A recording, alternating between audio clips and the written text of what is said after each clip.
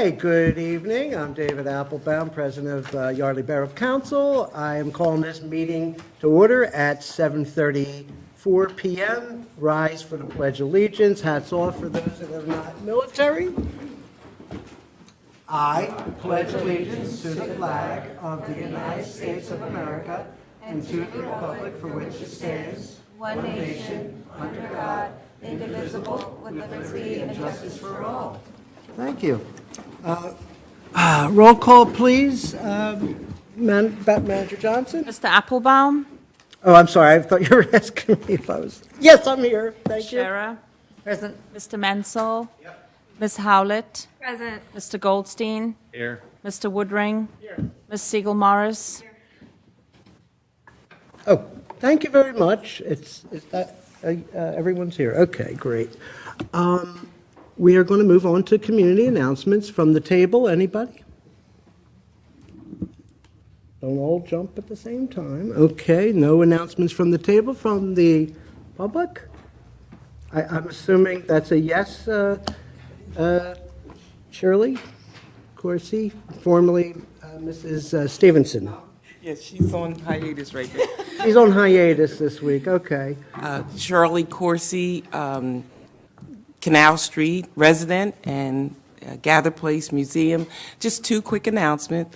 First of all, I want to thank Mayor Thompson, Council President Appelbaum, Councilwoman Howlett, and Councilman Goldstein for all participating in our wonderful May 30th Yardleyville, Ye Old Yardleyville, in conjunction with Yardley Friends. It was a wonderful, wonderful community event, and maybe we'll do it next year, but it was wonderful, and it just shows our town. We want to take everybody back to the spirit of the 1800s. I think we did, and the 1700s we did at the Yardley Friends. So thank you all for participating, and State Rep Perry Warren, we want to thank him also. Okay, moving on to this Friday. It's Juneteenth, so Yardley Borough, thank you, Yardley Borough. It's our fourth year, I think, for our national holiday. It's Juneteenth Independence Day. That's the official national day. And at 6:30, please join us in front of Borough Hall, and we're going to do the official Juneteenth flag raising. And then I always do a little education. There might be another back in the day lady, we'll see. But it's all about, for me, educating, and so everyone knows why this is a national holiday. It only became a national holiday in the past 5 years, but it goes way back to Texas. They've been celebrating Juneteenth probably soon after it happened. So thank you, Yardley Borough, for our fourth year of officially recognizing this national holiday. And we hope you all will join us, and we hope our community will join us again. Thank you.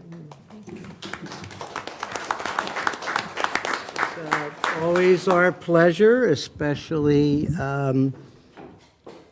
for these type of events that promote the borough, and in this year of the semi-sesquicentennial? All right, the 250th birthday of the United States. Are there any other community announcements? Please come forward.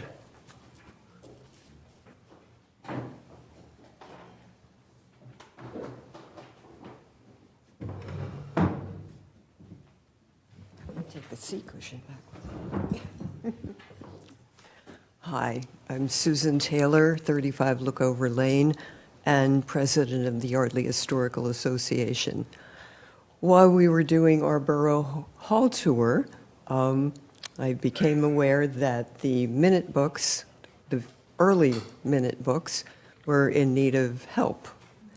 So subsequently, the board of the Yardley Historical Association voted to buy archival boxes, acid-free boxes, so that the borough can store all its minute books in a safe way and have them far into the future and be much better preserved than they can be sitting out on a shelf. So we were pleased to do that.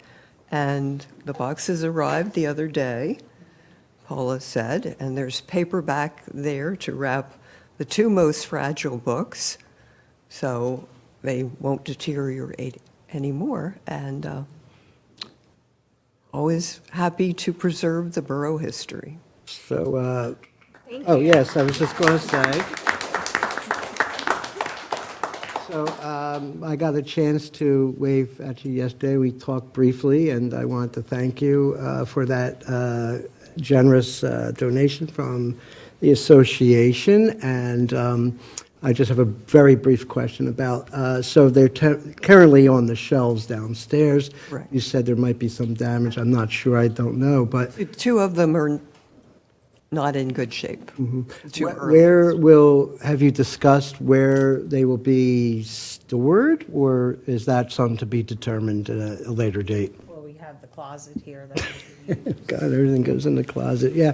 Okay, well, Yeah, and if you have a suggestion, I would, talk to. No, well, Paula and I talked about it, and they Okay. can't go to the basement for No, that wouldn't be good. damp basement reasons. They can't really go to the attic for hot attic reasons. Then- So down here in the closet's Okay. a spot for them.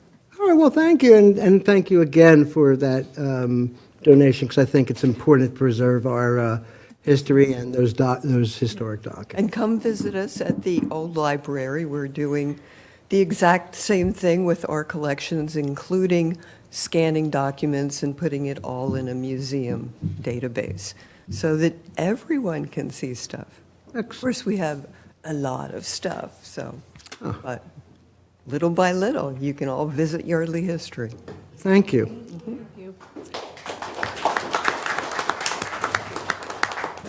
Last call for public announcements, community announcements, sorry. Okay, not seeing any, we'll move on to public comment. Going once, twice, oh, shit, I'm just kidding. Come on up, why'd you sit down? Come on down, as they say on that TV show. The Price is Right. Do you have a sister? I just saw someone that looked just like you. Okay, Here we go again. okay. All right. In public comment, and this is indeed my comment, Susan Taylor, regarding Judy's Garden. And first of all, I just want to briefly explain why I am so passionate, okay? When I first learned that the borough was going to acquire the parcel, okay, my brain got in gear. And I thought, sculpture, that would be interesting. And I called Elizabeth McHugh, who is a very accomplished sculptor, lives right here on North Main Street, who has outdoor sculpture installations all over the world. And we went and visited the site. And I asked Elizabeth, what do you think? You know, is there potential here? And we both really got very excited about the site itself, its natural state, the fact that you can see sculpture correctly placed from North Main Street, which seemed especially advantageous in that access to the site is difficult. You don't have parking. And I don't know if any of you have been to the grounds for sculpture, but they have the little baby boomers, the little hybrid dinosaur. And, we both sort of imagined, baby boomers romping in that green natural area. So, and we both saw it as something that could be truly exceptional for the borough. Okay. So my passion about it is that I don't understand why there's seems to be a preference to go with the plan with the steps and the concrete and the close proximity of the benches. Could I just stop for a second? Because I don't think everyone here knows, or people who this is being streamed to may not know what Judy's Garden is. So it might benefit us if you take a second just to describe what it is, and if you don't mind, or I can ask Jonathan. Maybe Mr. Woodward. Would it be okay if I asked him? John, would you go ahead and just give us a second? Property, for those that don't know, it's a property right on North Main that was donated to the borough by Tim Rutterow, who had bought the property, planned to build a house there. Jonathan, your microphone. Oh, I'm sorry, when his, Yep. is it working? Nope. Try again. One more time. Yes. Nope, Nope. good. Yes. Don't touch it again. When his wife died unexpectedly, graciously donated the property to the borough, I believe in October of 2024. Since then, I think it's been at various phases of planning, going from zoning hearing board, then to planning commission, and since I've joined Public Works, I've sort of picked it up as an exciting, to Susan's point, an exciting property that we can all share in and benefit from, with some benches, to Susan's point about the art, and some other. Okay, so that's what the property is. So now, I'm sorry, but I really felt that was No, important. Good point. Yeah, the project isn't particularly well-known yet. Okay. So I invite you all to go visit the sculpture up in New Hope, where it sits in a fairly expansive lawn surface on the grounds of New Hope Silbury High School. Okay. And I encourage you to go explore the site. Okay. The Planning Commission did do an exploration of the site, drew up a plan, and took advantage of the mound. I have no idea why there's a mound on that property, but there is, and it is, in our view, my view, the pretty perfect place to put it, in that it shows off the sculpture to its best advantage, which is from a distance, not close up. And when you're on North Main Street, driving by, you can see what's on that. You can see the mound perfectly, and certainly what will be on it. So that vision of having the site remain more natural, having the pathway, having the flowers growing around the sculpture.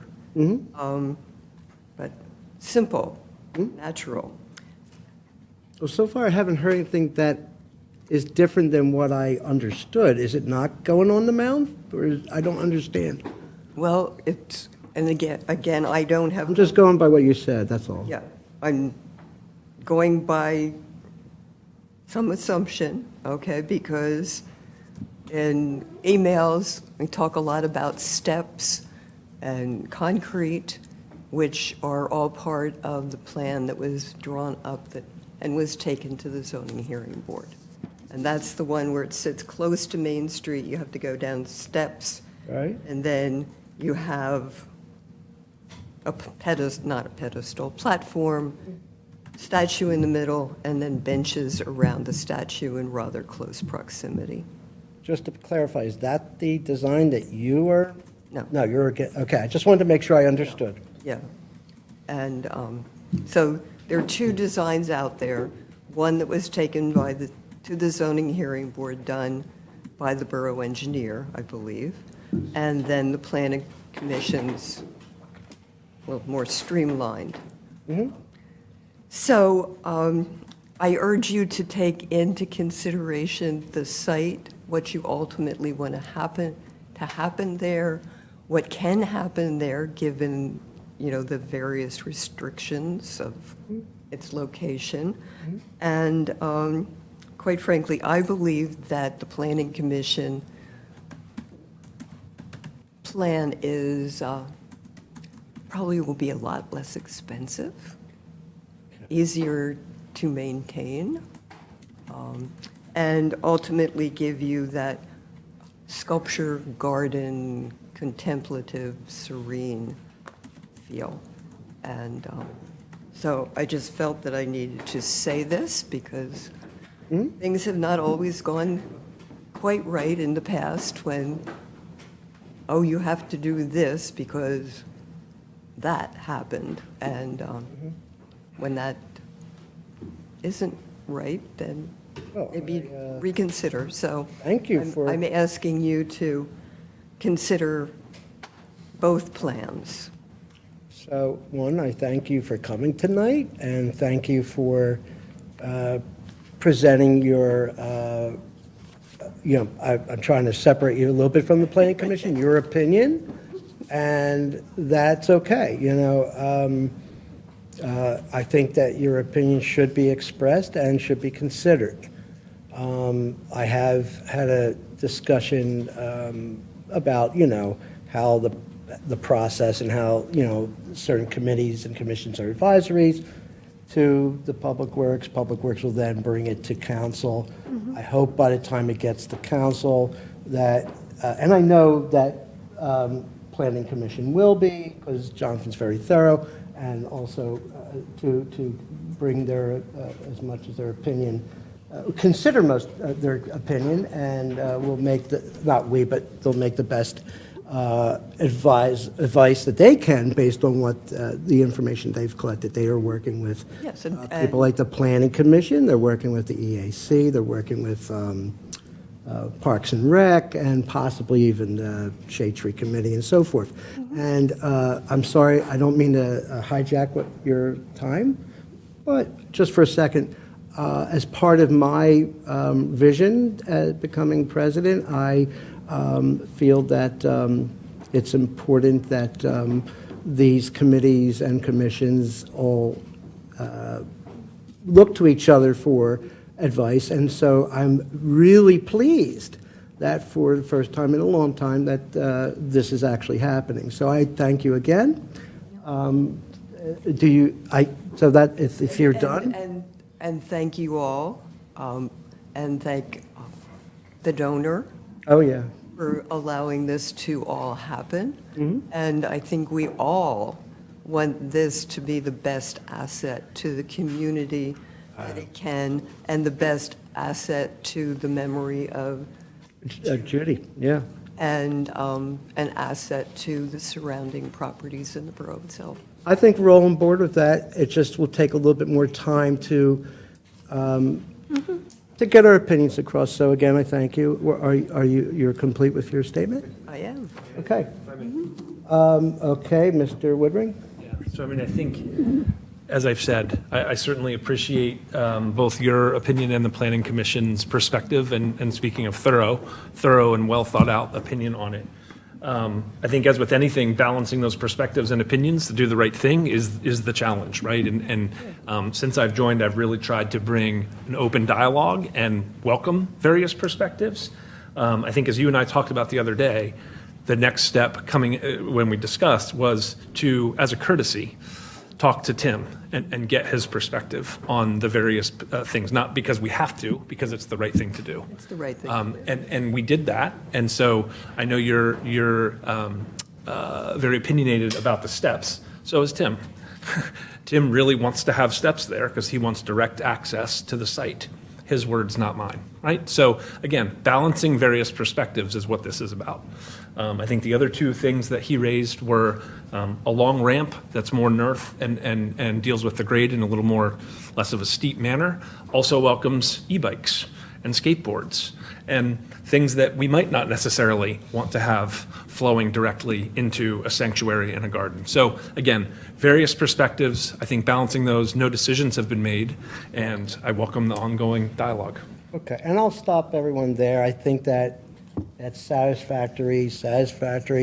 We'll come together figuratively, I guess, and literally, to just make sure that we all are understanding each other and taking each other's opinions into consideration. So thank you. And I really do encourage you all to go out and be there.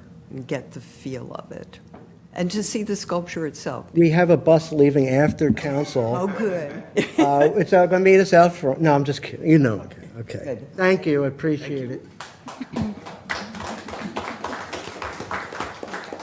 I think we're still at public comment. If any, oh, hello, Mr. Stump. Jared Stump, Yardley Borough resident. Thank you, President Appelbaum, members of council. Something that I'd like to say as a resident of the borough, I think it's really important that if we have a site that is the borough's property, that our tax dollars are maintaining, that I think the public should be able to have access to it. I know there's some concerns about, oh my gosh, well, kids might go hang out there after 8 p.m. Oh my goodness. You know, when it was originally owned by Mr. Rutherford, when he was going to put a house there, all the neighbors were upset that the woods were going to become, not all the neighbors, a lot of people were upset that the woods were going to become a house. Now we have the opportunity to make it something beautiful. We have the opportunity to make it a garden. You could maybe call it a park. Doesn't necessarily mean it's going to have a lot of stuff, but it is a green space. You know, we have Buttonwood Park, we have Fitzgerald Field, which is largely open. I would really like to see it be something that the public has access to. I think it's okay that there's no parking. You can figure out a way to park at the parking that we do have and get there. We don't have parking for everything in the borough. Starbucks doesn't have enough parking, so sometimes people just leave their cars in the middle of Main Street and run in. Not saying that's going to happen there per se, but I think it's something that, especially as we're moving toward talking about an EIT, which I support, the portion of my tax dollars that goes to the borough is going to increase by 200%. And so the borough is going to have money that we haven't had in the past if it passes. Like I said, I support it, so. If it's brought up to be Um, Sure. If that is to happen, I think that we should have more spaces that become accessible to the public and not just have spaces that sit and fall into disrepair. So I would respectfully, I just want to offer a dissenting opinion that I think the public should have access to it. And, you know, we say that not a lot of people know about it. That's true. I mean, it's been a couple of years now that it's been in the process. I mean, maybe we should put up a sign that says Judy's Red Tape Garden coming sometime in the next decade. no We're going to keep arguing about what we're going to have there. red tape. I'm not necessarily calling anybody out. I'm just saying that as a resident, at some point, I would like to see the ball get moving and not just spend a lot of time arguing about the site plan back and forth. So that's my opinion. I'll take exception. I don't think anyone's arguing about it. I think that there's a civil discourse between people, and maybe sometimes opinions may be. And I'm not necessarily just talking about tonight. No, but I just wanted to ask, I'm a little confused. You talk about public access, but I don't think there's any plan not to be accessible, so I'm confused by your comment. There's a variety of opinions. There's a lot of people that I have heard, some of this is through the grapevine, that were concerned about the public having access to the space because it could invite people to, like you said about the ramp, kids could come there with their bikes and their skateboards. I mean, they're flying down Main Street on their e-bikes now on the sidewalks. We just have to enforce whatever happens. I just want to say, as a resident of Yardley with a growing family, I would like to see the public have access. That's all. Okay, well, I think that's I think that's a fair part of the opinion. plan. Okay. Are you through? That's all I have to say. That's all you have to say? Okay, and Susan, did you have a follow-up? Or was that, if someone wants to clap, we can clap. We can cheer. To expand upon your clarification, both plans have public access. That's what I thought. One, they're just a different medium. Yeah. One's a more natural pathway, the other is concrete. Yeah, okay. Well, and I appreciate that clarification because I didn't understand the gentleman's comment. Okay, well, public comment going once, twice, 3 times, okay.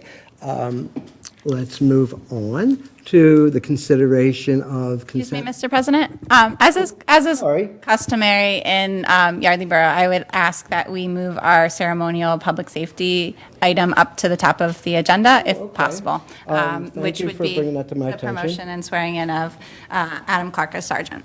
Okay, could we maybe have the motion and a discussion and then bring Corporal Clark up for this? I would appreciate that, so I'm going to ask for a motion. Oh, wait a minute. Yes, yes. Who wants, what? You want to say something? Yes, well, someone's got to read it. Thank you, Mr. President. I'm sorry. Good I'm having a evening, rough members night. of council. So pursuant to the rules and regulations set forth by the Yardley Borough Civil Service Commission and in accordance with the Civil Service Rule, Article 3, subsection 306, the Yardley Borough Police Department initiated the promotional testing process for the rank of sergeant. On April 8th, 2026, a formal announcement was made to all members of the Yardley Borough Police Department advising them of the promotional process for the position of sergeant. An application was also attached and made available to any eligible officer interested in participating in the process. At the time of the announcement, only 2 officers were eligible to participate in this sergeant promotional examination process. 1 eligible officer deferred and elected not to participate, leaving Corporal Adam Clark as the sole eligible candidate to proceed through the required testing process.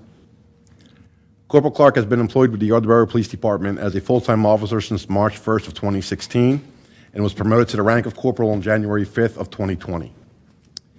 The written examination was conducted on the date of May 14th, 2026, and was proctored by a member of the Yardley Borough Civil Service Commission. The oral board examination was conducted on June 8th, 2026, also under the oversight of the Civil Service Commission. On June 9th, 2026, the Civil Service Solicitor, Mr. David Truelove Esquire, advised that on June 8th, 2026, at a duly constituted meeting of the Civil Service Commission, the Commission unanimously met and voted to certify the Sergeant's promotional list for consideration by Borough Council. The certified promotional list contained 1 name, Adam Clark. Corporal Clark successfully passed and qualified for promotion pursuant to the applicable Civil Service Commission rules and regulations. The Civil Service Commission rules prescribe a scoring process consisting of the following weighted categories. Written examination constituted 40% of overall, oral examination was 40% overall, and the evaluation service record was 20% overall. Corporal Clark received the following scores. For the written examination, a 73.6, with 70 being the minimum passing score. Oral examination, a 92.7, with 75 being the minimum passing score. Evaluation/service record, an 89. After the required weighted score was applied, Corporal Clark received a final accumulated score of 84.32. This score is sufficient for passing and qualifies him for consideration for promotion to the rank of sergeant. Corporal Clark has successfully completed all required portions of the civil service promotional process. His certification by the Yardley Borough Civil Service Commission confirms that he has met the criteria established under the applicable rules and regulations for promotion within the Yardley Borough Police Department. The promotion of Corporal Clark to sergeant will provide the department with additional supervisory leadership, support, the operational needs of the agency, and further strengthen the department's chain of command. I respectfully request that council consider a motion to officially approve the promotion of Corporal Adam Clark to the rank of sergeant within the Yardley Borough Police Department pursuant to the rules and regulations set forth by the Yardley Borough Civil Service Commission and upon the confirmation which we did get on June 9th that Corporal Clark has successfully passed all required criteria established under the civil service promotional process.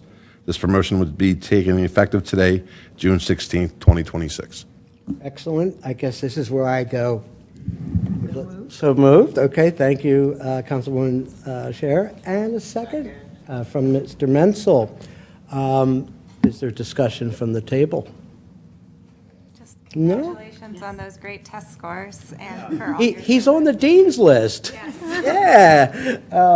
Okay, I assume that's all the discussion? I would just say, there's language in the motion about Corporal, soon-to-be Sergeant Clark being the sole applicant, and the civil service process is not a process where we get to choose, right? It's a numbers game, and he might have been the sole applicant, but if most of the people sitting in this room had to choose, it would have been him. And I am so excited for him to be our sergeant, our sole sergeant in our department. I've already seen him flourish as head of the civil service, and he's going to kill it. So congratulations preemptively before the vote. So most people would choose you, but I'd like to know who wouldn't. No, just kidding. All right, I still like So, thank you for that comment, Mayor. And is there any other comments? Okay. Then, is there any public comment? No? Good. Oh, wait. Seriously? Put your hand down. Okay. So with that said, all those in favor? Aye. Aye. Nay. Abstention. Passes unanimously.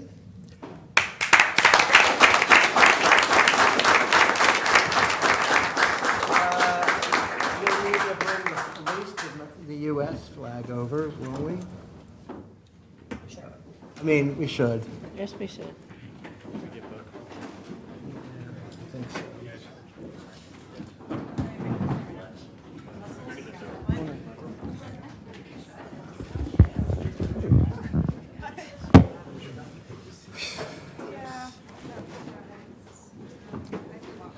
Spare the light globes, please.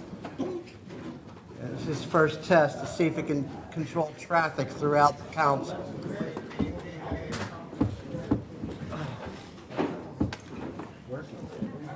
All right. Phone got washed. Oh, man.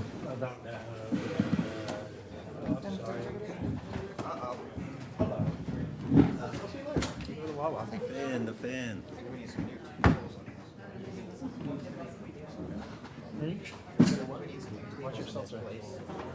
The two.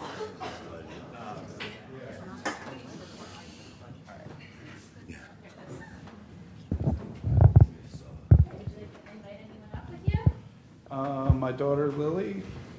Come up. Congratulations to you as well. All right, you ready? Please I raise am. your right hand and repeat after me. I state your name. I, Adam Clark, Do solemnly swear do solemnly swear that I will support, obey, and defend that I will support, obey, and defend the Constitution of the United States, the Constitution of the United States, the Constitution of this Commonwealth, the Constitution of this Commonwealth, uphold the laws and ordinances uphold the laws and ordinances of the Borough of Yardley, of the Borough of Yardley, and that I will discharge the duties and that I will discharge the duties of the office of the Civil Service, of the office of the Civil Service, position of Sergeant position of Sergeant of the Borough of Yardley, of the Borough of Yardley, with fidelity with fidelity and to the best of my judgment and ability. and to the best of my judgment and ability. Congratulations.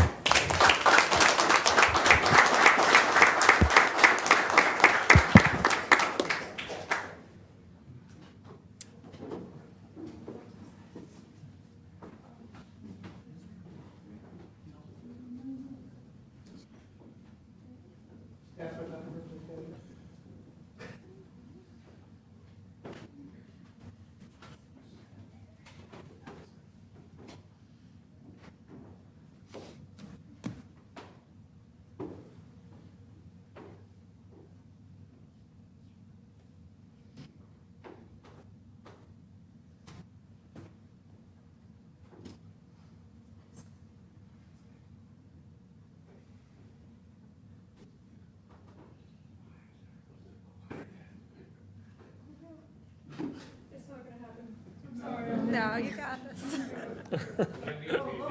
Yeah, he doesn't get the. How about some glue? How about some glue?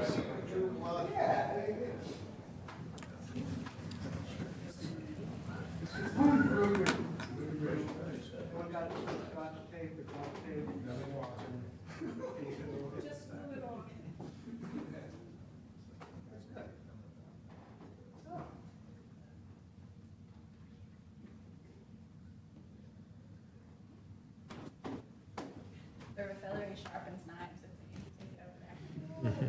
Check it.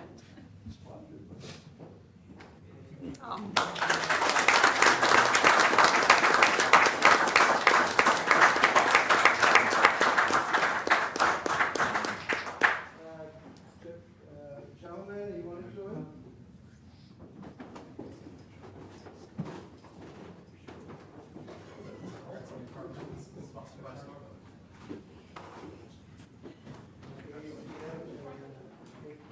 Goes in there. And Wawa tacos.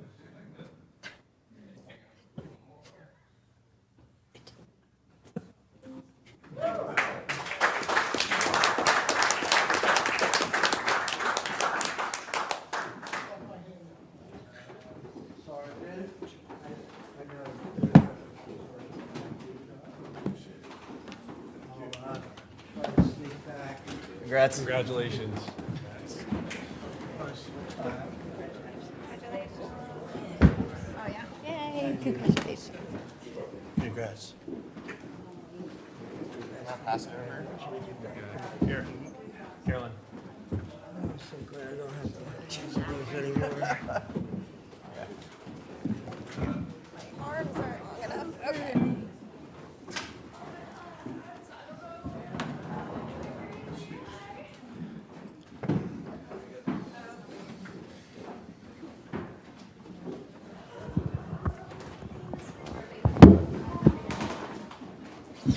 Okay.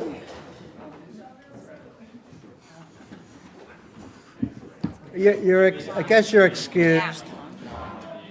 Okay, and that leaves Yes, I did. And I only ever, Susan and Wes. Oh, there's twice. my mother and is Carolyn. Okay, I'll continue.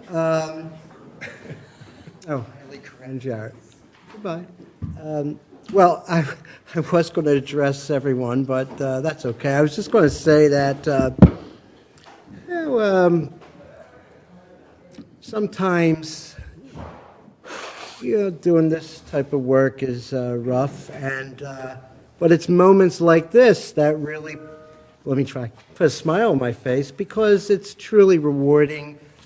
This last month or so has been tremendous with the promotions and reaffirmation of people's duties, and I just wanted to say how much I appreciate them, and in this case particularly Sergeant Clark, because I've seen him over the last few years in his capacity as corporal, and I'm quite happy that he's made the leap to sergeant. So wherever they are, okay. Well, that's over. So consideration of the consent agenda dated June 16th, 2026. We have 3 items, A, B, and C. A, approval of minutes dated June 2nd, 2026. B, certificate of appropriateness 26-12 fence 109 South Main Street. C, event permit, Gauri's graduation party, June 19th, I don't think it's 2016, sorry, but 2026 at Buttonwood Park. Well, we're time travelers here at the Borough. Anyone would like me to remove anything from the consent agenda? And you would, because I remember you were out, is that correct? Okay, so we're going to remove A, we'll I'd like to take- remove C. and C. So it looks like we're going to be doing all of them separately. Okay. Shall we start with Ace? Is that okay? Okay. Approval of the minutes dated June 2nd, 2026. A motion? I make a motion to approve the minutes from the June 6th meeting, June 2nd meeting. Sorry. It's okay. We're time travelers. It's all right. Okay, thank you. And I have a second. So Councilman Hallett made a motion, and a second by Councilwoman Scherer. Discussion from the table? No? Okay. Public, no. Okay, so all those in favor? Aye. And 1 abstention. Okay, so thank you. 601, is that right? Yeah. Oh, right, I've got it. All right, B. Certificate of appropriateness for offense 26-12 at 109 South Main Street. Motion, please. I make a motion to approve the certificate of appropriateness for 26-12, the fence at 109 South Main Street. Okay, and second, so again, Councilwoman Hallett and Councilwoman Scherer for the second. And is there any discussion? No? No? Okay, all those in favor? Aye. Aye. Unanimous. Thank you. C, event permit, Gauri's graduation party, June 19th, 2026, at Buttonwood Park. May I have a motion? I make a motion to approve the I event. could just say so moved, it would be okay. Oh, we got someone know for a second. Okay, so a motion by Councilman Hallett and a second by, I believe, was all three of you. Okay, now I'm going to take Paul, Mr. Menzel, thank you. And, okay, any discussion? No? Yes. Yes, oh, I'm sorry. Oh, I apologize. Yes. Here's my wrist, please. Sorry. Yeah, I had some questions about this. I was wondering if we have ever given a permit for, like, a private event. I Like know who we can ask. Of I 150 think he's sitting in the room. Mr. Foraker, could you address that? A definite probably. Okay. Just going back over the years. Can you come up, please? Oh, I'm sorry, my apologies. I am not a Yardley Borough resident. Well, okay. For transparency's sake. Probably. Over the years, we've done a lot of events. I can think of a couple things that would probably fall under that umbrella. But I think I made multiple attempts to contact the host, or the organizer, and I was unsuccessful. Multiple emails, multiple phone calls. The mayor actually called the organizer at 7:15 this evening, and she answered for the mayor. I don't have any juice. So we do not have a site plan. We do not have an insurance certificate. So based on the phone conversation we had this evening, the organizer agreed to provide the documents by tomorrow. But she also said they may not come here. So We can make the decision easy, I mean, I don't know. I'm just telling you the phone call I had. So my recommendation would be to approve the event permit application pending the reception of the required documents by tomorrow. What documents are required? A site plan and an insurance certificate. Okay.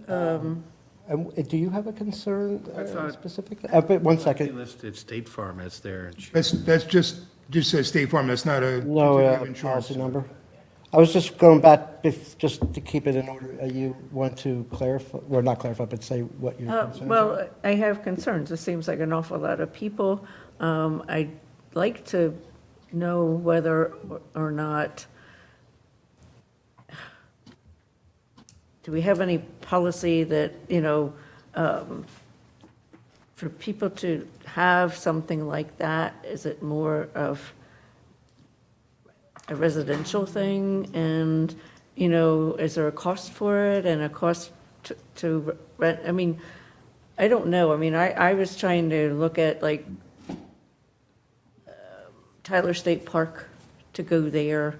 They only allow like 60 people as their largest group of people that they allow. 150 is quite a lot.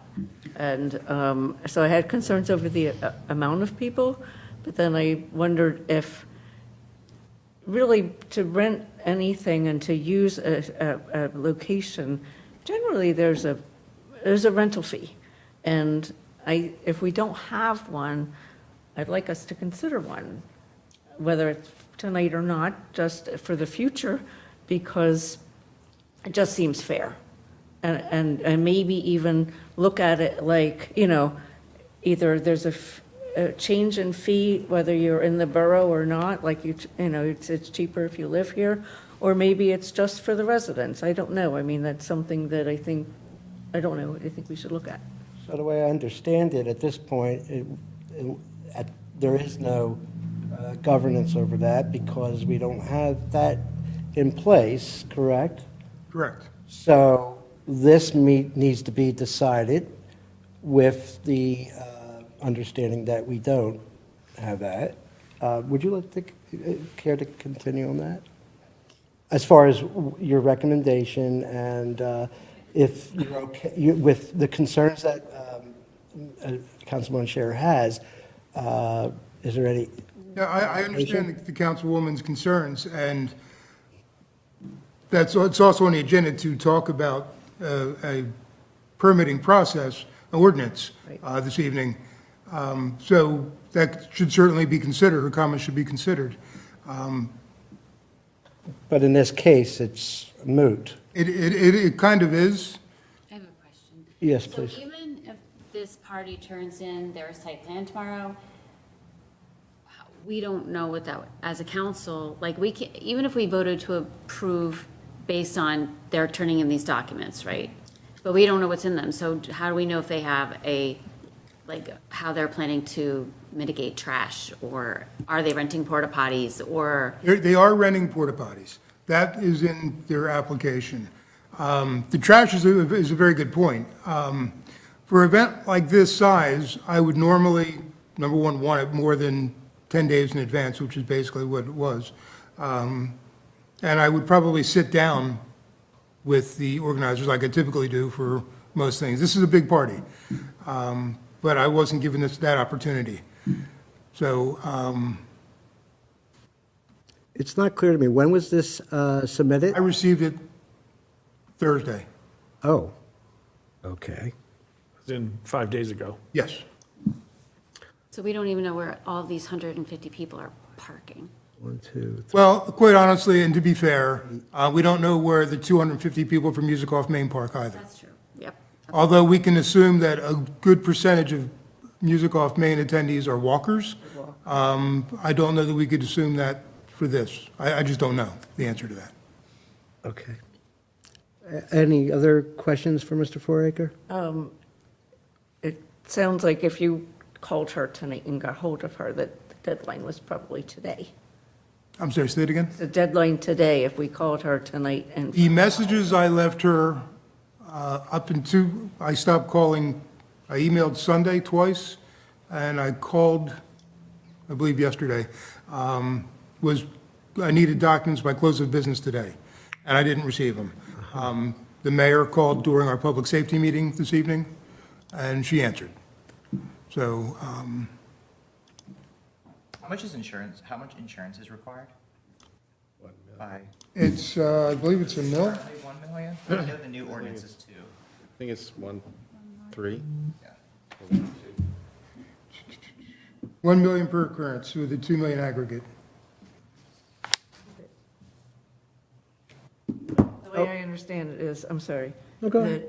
that, the deadline was tonight so that we would have all that information. That's why I We said close don't. of business, yeah. So, like, I don't know, like, I know it doesn't sound very nice, but if you don't make the deadline, then maybe we can't rent. But where do we stop that if this time we make an exception like tomorrow morning? And then what if tomorrow morning turns out to the next morning? I don't know. I don't think, Sorry. I know I'll let Mr. Foraker answer. I'm not sure what the question was. I think you're asking if they make a promise to have the documents to you by tomorrow, but then suddenly it gets delayed again. Is that what you're saying? Well, because they hadn't answered it Well, tonight. the understanding when I hung up the phone this evening was by close of business tomorrow. Oh, close the. Well, by tomorrow, so Oh, So it's either 4 o'clock is, done or I not. think 4 o'clock's a reasonable deadline. I think to Kim's point, right? Like what are we, the contingency is approval upon a plan. We won't have a chance to review it. What if we don't like it? Right? So what is it, what is? Suggestions, it's Excuse me, folks, I'm just going to ask out of courtesy and decorum if you would just address me, and then I can point to who. So start with Jonathan, please.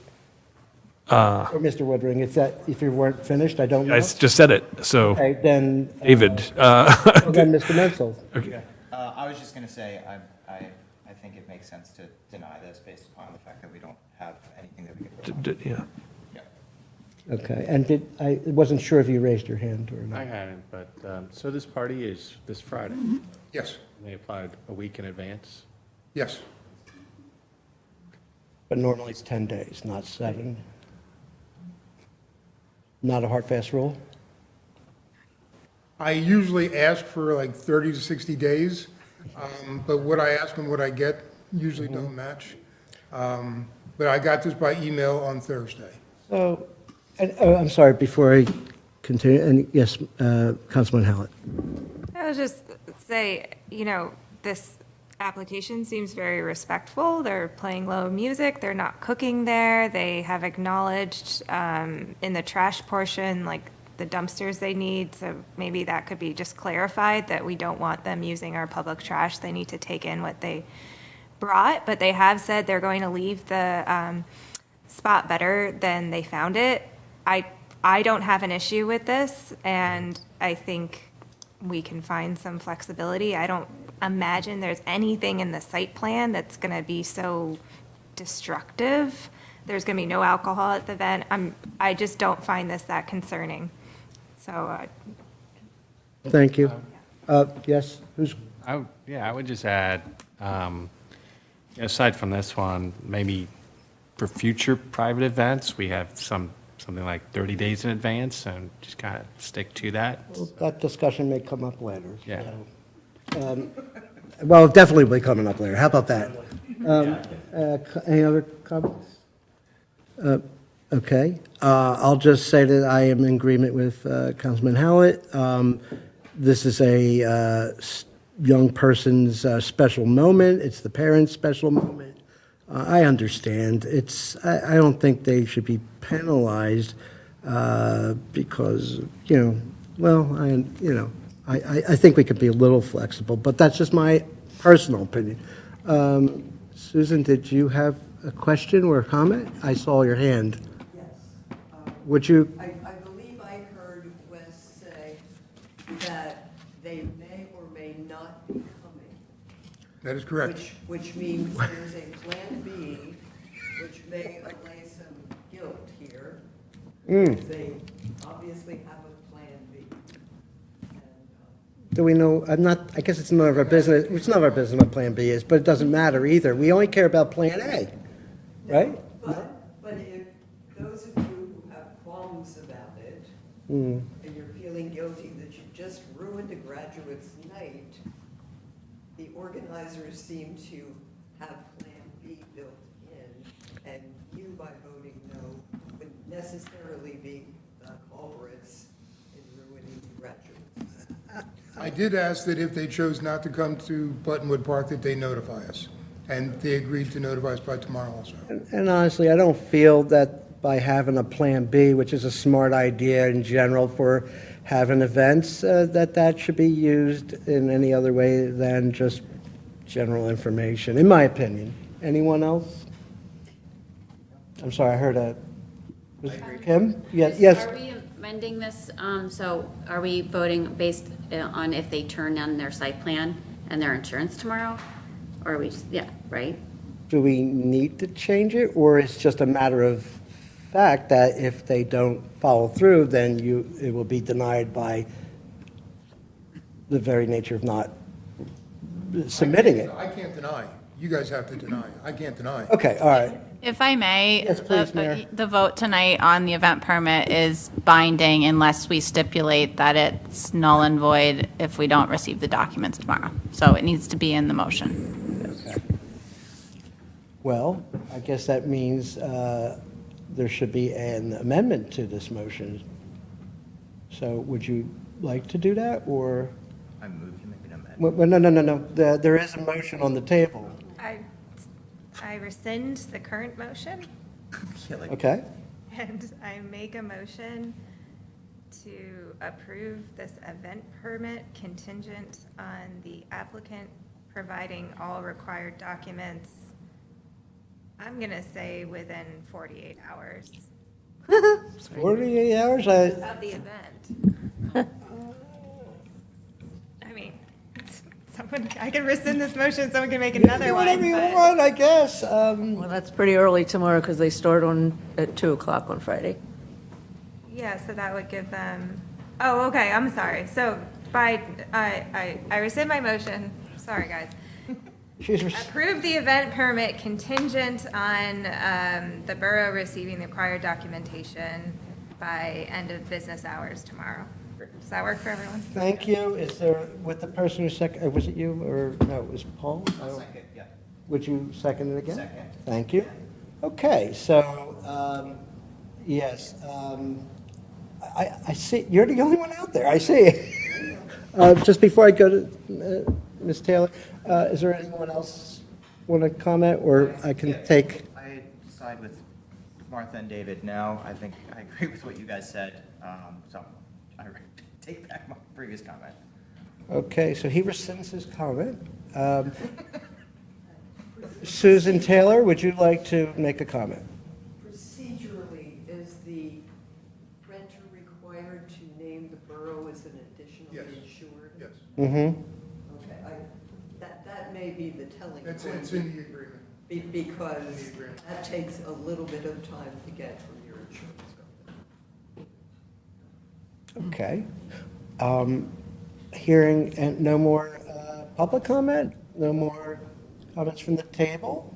I like to get a vote done, so all those in favor? Aye. Aye. Nay. Nay. One nay? Two nays? Abstention? Okay, so it passes 5-2. Congratulations to Gauri, if they decide to follow through on this. Okay, well, let's move on. Forgive me, I just need to bring up my notes again. Okay. Finance report. Yeah, I just have to scroll. I have to scroll. Okay. Okay, so this is the consideration to accept June 16th, 2026 finance report.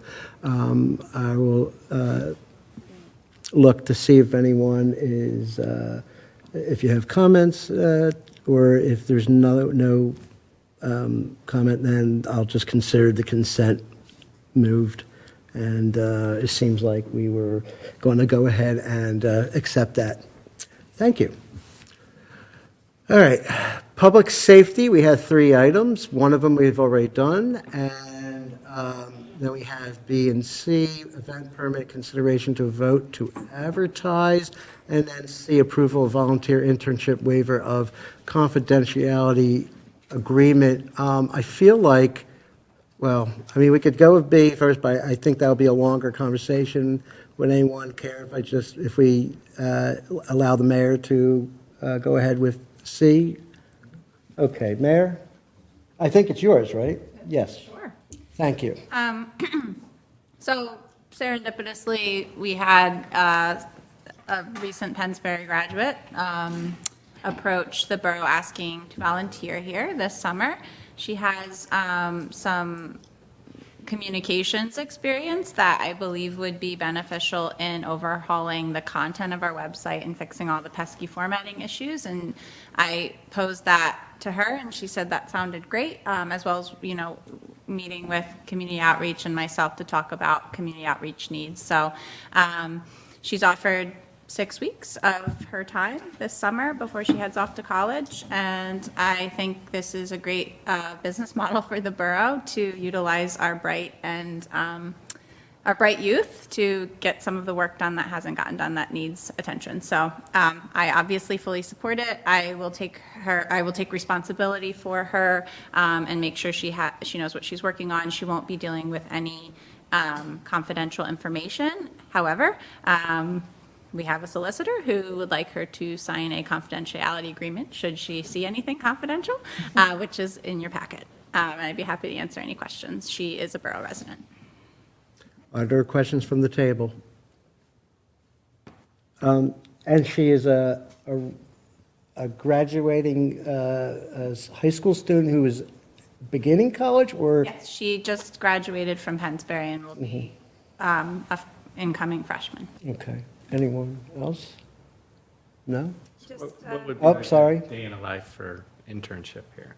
So it's not going to be full days. I told her it would probably be like 4 to 6 hours a week for the 6 weeks, just going page by page through the website and updating it. If we need new photos, if the content is out of date, the calendar aspect filled in, and then there's just a lot of formatting errors. There's some dead links, things like that. And then we have the email blast that goes out. She can assist the manager with those and, making some templates for those that we can use into the future for all the different email blasts. So anything comms related she's interested in. And I think it's an area that we could stand to improve. So, yeah. And Ms. Hallett, you had a question or comment? Just thank you for Ms. Johnson for applying for this, and I think it's wonderful, and thank you in advance for her help. Just to clarify, Tessa Johnson is no relation of Manager Paula Johnson. Oh, right. I did put that in the application. I know, I saw it. I'm quoting you. All right. Is there any other discussion or comments from the public? No? Okay. Then we can, wait, we didn't get a motion yet. So a motion, please? Okay. And, okay, so we have a motion from Councilwoman Hallett and a second from Councilwoman Segal-Morris. I feel like we had a discussion already, but sorry. So just ask out of courtesy if there is any other discussion. If not, then I'll ask for all those in favor. Aye. Aye. And nay and abstention. Congratulations to Ms. Johnson. Thank you all. If she's watching, thank you. I appreciate you. All right, I got to scroll back up, this time with great speed. Okay, so now we're coming to a portion of the public safety portion of this meeting regarding event permit consideration to vote to advertise. I'm going to ask just briefly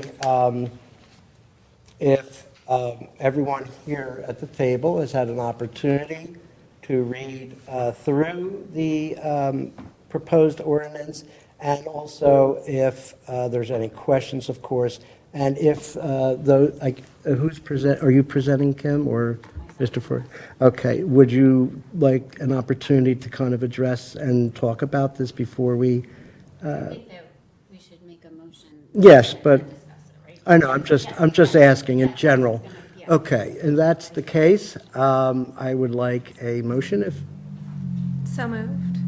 okay, and we got a second, so moved by Ms. Hallett and a second by Kim Segal-Morris. Thank you. I'll get there.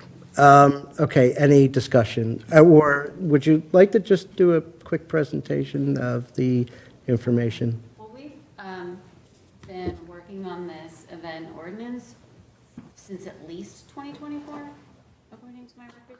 We've been discussing it, as a council, and it's been through a couple of iterations that have all been discussed. It finally went to our solicitor, who drafted the ordinance as you see it in your packet, and we delayed voting to advertise this, I believe, either last summer or in the fall, pending a check-in with some of our more prevalent event holders.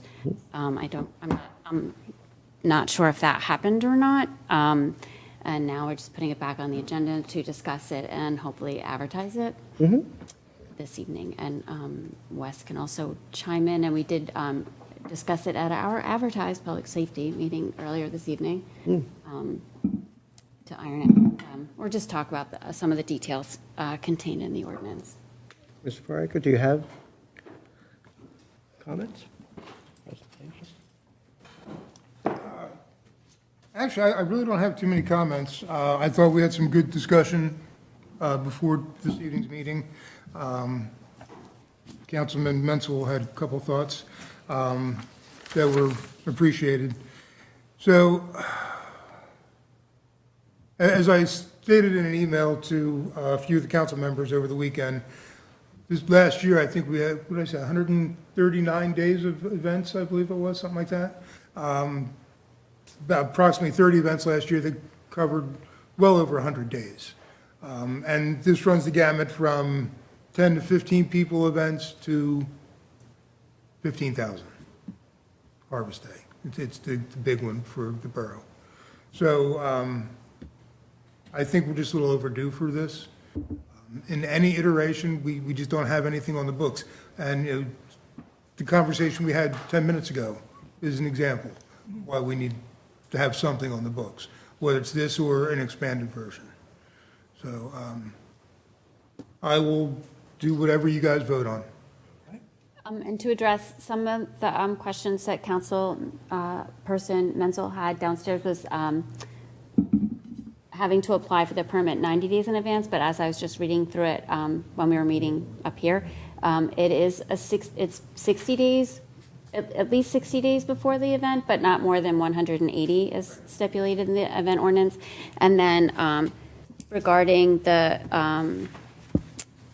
any charges, which is actually, I think, like page 39 or 40 of the packet, and point number 4, we could probably add, provided that such charges shall not exceed 15 or 20%, or whatever we as a council or Andrew would suggest, not exceed 15 or 20% of the above the good faith estimate provided by council, so or by the chief of police, if police protection is necessary, et cetera. Like, so whatever the applicant has quoted, that should something necessitate it, like extra services, that those services would not exceed 15 or 20% of what was originally quoted the applicant. Does that, I think Yes, I'm yeah. stringing it out a little long, but Yeah, so my main concerns were the lead time, but I guess I was wrong. I thought it was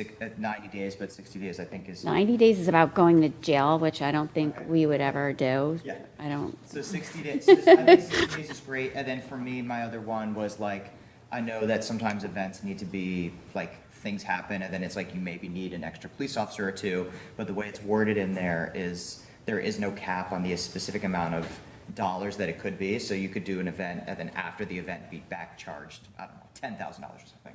But I thought it would be helpful if we had some cap, and Mayor brought up a good point where it's like we shouldn't have a dollar value in there because dollar values would have to constantly change. So we kind of came up with the idea of adding a percent, saying that, you know, it's going to be capped at 15% of the estimated value or something like that. Were kind of the two things that I was thinking would make the most sense to change. So I was thinking that at the very end of that paragraph, which is paragraph 4, under, which I'm really bad at scrolling without a mouse because I'm old, 13-305, we could maybe add a sentence about not to exceed, I don't know what's reasonable, like 15 or 20%, I don't know. I think that was something on the police department. Yeah. What would you say would be, like, you said it doesn't have. My opinion, and this is just Wes's opinion, I would not put anything like that in there. No? Because we're tying the hands of our police chief. Okay. But again, you know, But it's above the quoted, like, so if Chief Golden said, we're going to need 4 police officers, but all of a sudden we need, then he can only add as much as. he has staff. Okay. You also have the right, though, in this ordinance to shut down the event. Yes. Making it unsafe or anything. So if it gets to the point where we only have 3 officers on staff, and then we go, oh, correct, we need 6, and we don't have 3 more around, or it's gonna go above it, you could say, hey, we have to shut this down. So you kind of have your own safeguard in there already anyways, Right, potentially. okay. So then we don't really need to add the cap part. No, you do, because they could then just hire the police at any point and then back charge that, is what I'm saying.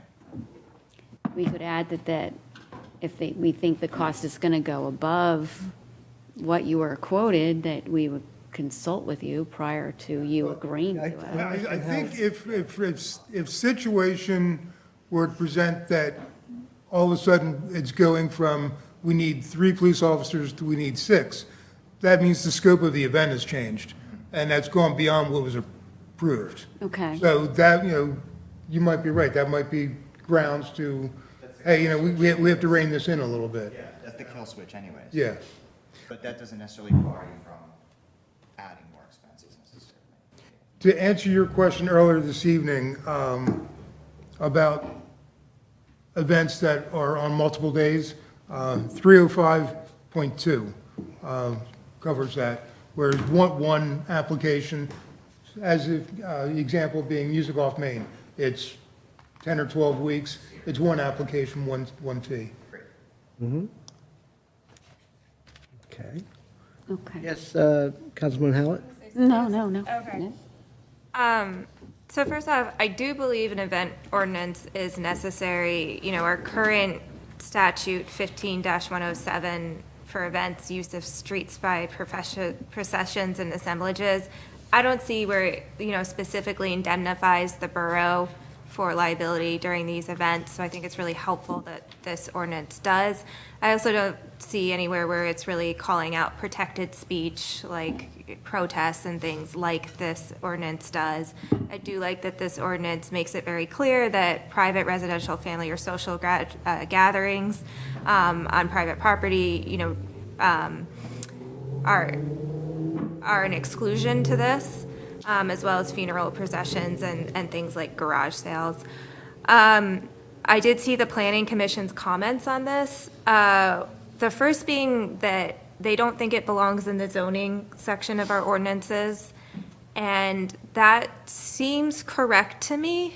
I don't know why it wouldn't be in the same, you know, general regulations section that our current use of streets by processions and assemblages ordinances. I also, Wes and I talked a little bit, and the zoning rules don't necessarily apply because there's like a 30-day cure period for violations. The violation section of zoning, zoning violations get a 30-day corrective period. Yeah, So you know, if something happens, they have 30 days to make correction. If we have, like, say, a weekly event, that gives them 4 more events before they have to be correcting Right. something. So just like the short-term lodging, we did not want that in zoning for the same reason. We want to be able to make corrections immediately. okay. So I would recommend that we explore other areas of the code for this. Maybe there's a better fit. And then the Planning Commission also, so the threshold for the number of people these event permits would apply to is 50. Planning Commission of Bucks County said that that might be a little bit high, that maybe we want to consider 25 to 30 people.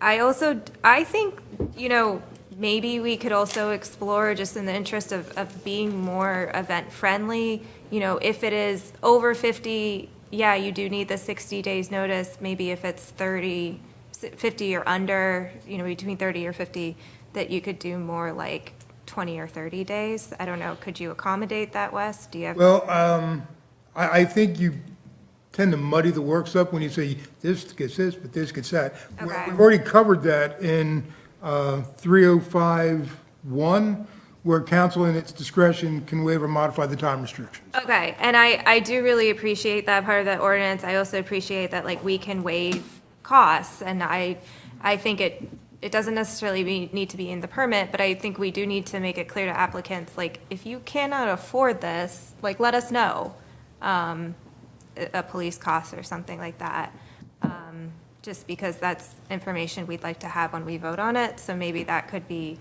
part of the application or something. And then finally, I did get a request that before we advertise, Yardley Business Association and Experience Yardley review the draft and give comments, so. I Wasn't know that what the public? Yeah, but it didn't the happen, advertisement- yeah, so. But that's what the advertisement is for, isn't it? The advertisement, you know, it does cost us money, so I feel like we should be pretty confident in the draft. And it does seem like we're bringing up a fair amount of things that we'd want to change, so personally, I don't think it makes sense to advertise at this point, but I'm happy to hear other opinions on that.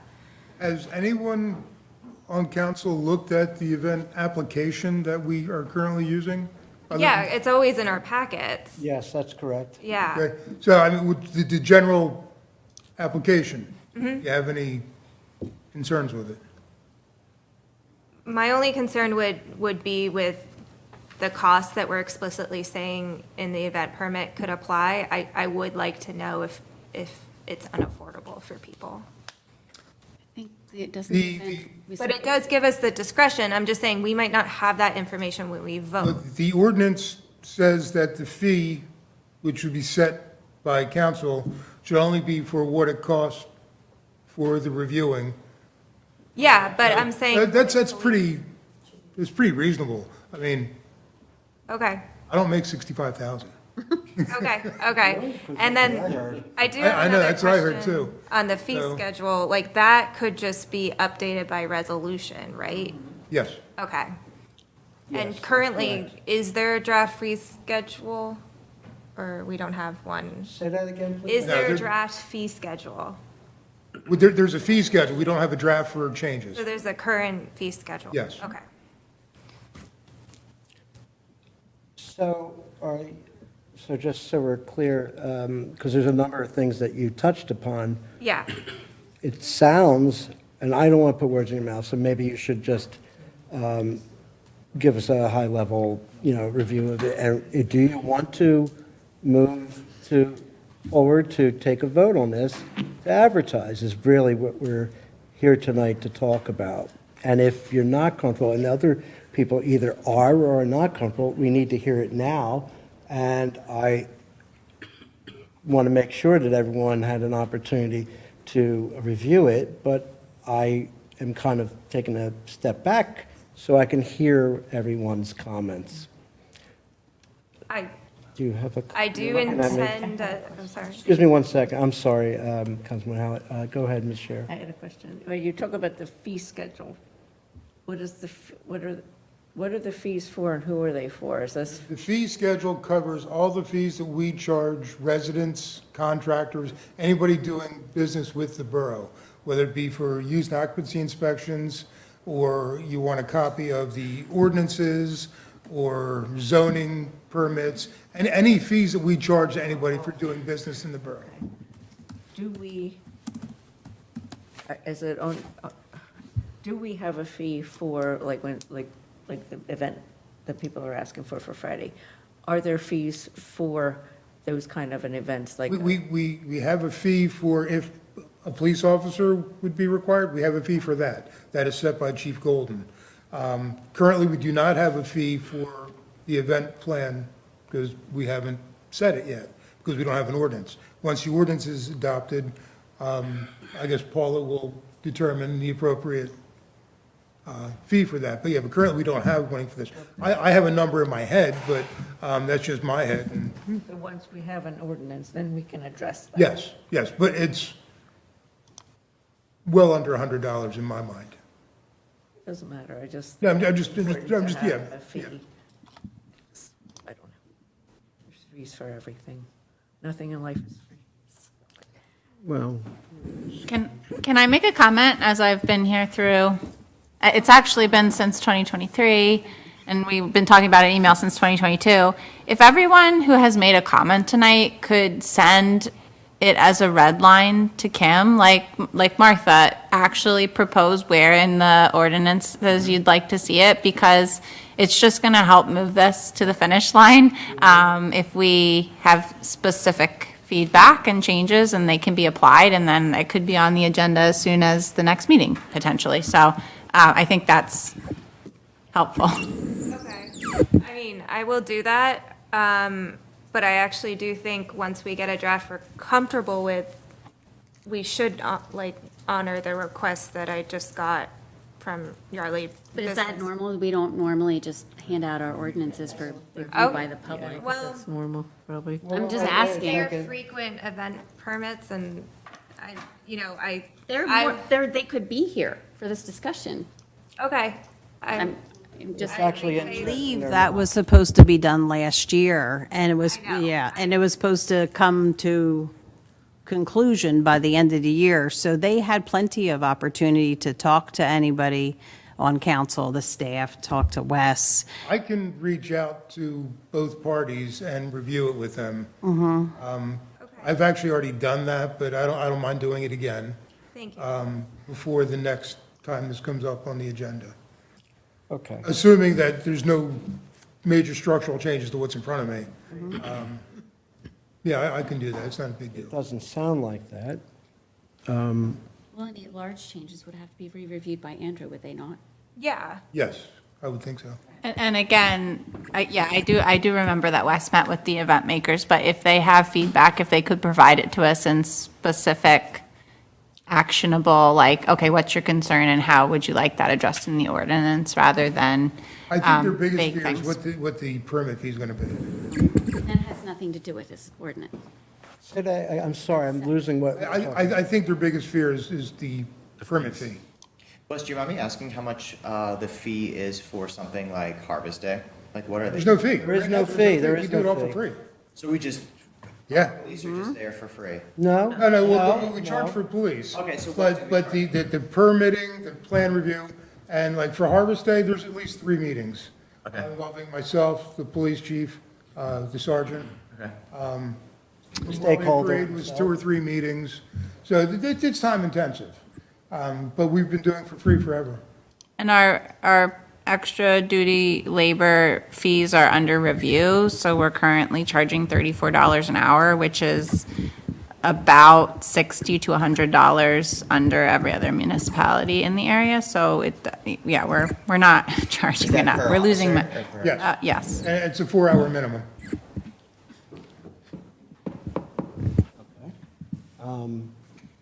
Other comments?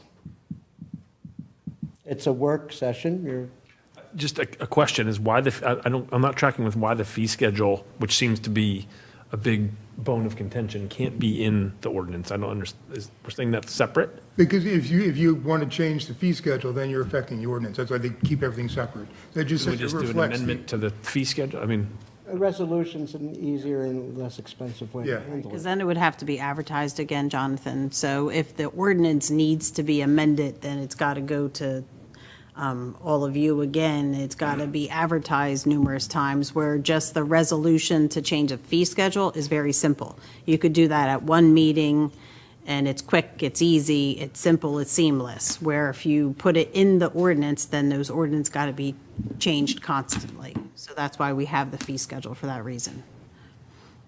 Yeah, I think the rule of thumb from my original PSAB training, if I can remember it right, is like you put the things in the ordinance that you should be confident that they'll last 5 to 10 years without being updated. And in the case of Yardley Borough, a lot of them have to last 40 to 70 years because we don't update our ordinances. So yeah, anything that we're thinking, like the fee schedule was just updated in '24, which is pretty recent for Yardley Borough. So it's something that we look at every year. What is the tool for reviewing the ordinance? So say Martha does send a red line or I send a red line, but it's just me, my own independent thoughts. Like, at what point do we then look at it and then be like, oh, actually, I don't agree with Martha's red line? Like, is there, Well, aren't we going to agree to, if we agree not to vote on this advertisement tonight, and only if, then we're coming back, I hope, in 2 weeks to vote on it. But I think you should also, it's As in an- a working session, right? Like, we Yeah. can try to understand each other, and like, Yeah. I think Yeah, sure. everybody thought the money piece. Order that pizza, you I'm not brought in up any rush. yeah, I mean, made like, sense, like, yeah. and you asked for consensus from your colleagues, and if nobody's digging your idea, maybe don't put it in the red lines. You could make it as a comment, but. Yeah.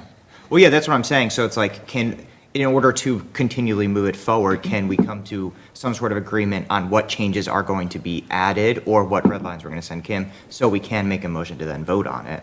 I don't know how far away we are from that, but it seems like we're not that far. Well, I think that, all right. Apparently. It seems like we're not that far from it.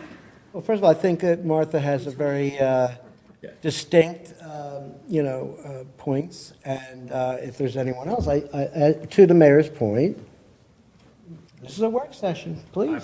can I ask another question? Yep. So I guess one of the exclusions, right? What's the mechanism, who decides whether or not the exclusions apply? And how does that work? So how's the mechanism for, right, if it's a private family, private commercial, no fees charged, like, who decides if and when the exclusions apply? I guess it wasn't. That's an interesting question. Is it I the individual that's applying for the permit says, well, I'm in this bucket, so I'm not going to apply? Is that how it works, or do they, like? That's going to be part of it. And sometimes people will call up and say, hey, do I need a permit to do this? And we'll talk it out, say, yeah, no, yes or no. Yeah. Case in point, there's an event at the American Legion this weekend. They don't have an event permit. It's on private property. There's minimal impacts to the borough, so we've never forced them to do anything. And it's worked out. That will change if this event were to happen after the adoption of the ordinance. But it's a minimal impact, and they can request waiver of the fees. But for the exclusions, I think the exclusions are pretty well drawn out as to what is and is not included. So but in your example, that wouldn't be a private commercial event that they're, Well, right now, it's a private event on private property. right? They couldn't do that event on borough property Right, on borough without property. without an event plan. But with the adoption of this ordinance, that would require an event plan. And I don't disagree with that. I think it's a good thing. But regarding your question on the exclusions, I think it's pretty clear. Now, since we started doing this, and it's probably been going on 15 years that I've been kind of managing this, it's always been, if there was a question, I'd go and I'd bounce it off of Paula, or I'd bounce it off the chief of police, and the three of us would come up with an answer that we were all comfortable with. This new ordinance, it does push the responsibility on the police chief. Not that we wouldn't have the conversation, but it is clear in the ordinance that it's the police chief's responsibility. I'm just putting that out there. I'm not sure if the chief read Specific, this. I heard what you said, but I want to understand, Section 13-35, number 4. Yes. Special event application shall be reviewed by Yardley Borough Chief of Police, Code Enforcement Officer, and any other staff deemed necessary by the borough. I guess But my further- question is upstream of that, though. That's assuming someone submits an application. If I'm thinking about it and say, well, I think I'm excluded, I'm not going to submit an application. Well, we discussed something that's very similar in our previous meeting this evening, and we used the example of a house party. We'll find out about it probably because of the noise, in which case, we can rein it in at that point. But a house party is excluded. So, I mean, I think it's pretty clear what is and what is not going to be, unless I'm missing a part of your question. No, I think I'm answering my own question here. Okay. It sounds like it's the individual's discretion whether or not they apply for the permit and whether any of this kicks in or not. Because we're setting out buckets of exclusions, so it's on the onus of the individual to say, well, I believe I'm excluded because it's private commercial or private family, whatever, So I think I answered. Right, household events, birthdays, graduations, yard sales, they're excluded. Although yard sales, don't we still require a permit for that or no? Yeah. But they wouldn't need an event permit, but there is a permit required for that. It's issued by you and Patty do that, or the police do that? Yard sales? We issue it. Good, okay. But that's a little bit different. But anything that's like in your backyard, we don't need to be involved with it. If you're bringing your backyard to Buttonwood Park, now we're involved. kind of interesting too, you mentioned yard sales. In the future, how would that affect a larger flea market where is a flea market different category than a yard sale? Like, I I'll would give you an exact- categorize that separately. A yard sale is, you're doing it in your driveway, your garage, your backyard, whatever. A flea market is a larger event. Okay. Generating more traffic. That's an event. Yeah, it's more of an event, yeah. Okay, fair enough. All right. Well, so the one thing I'm just questioning about was the American Legion thing you said, because they're private commercial, they would have to go through this, right? Because It'd be over 50 people. over 50 people, and because it's considered commercial, even though it's private. Yeah. Okay. Could you turn the heat up? Just to make sure it's hot in here. Yes.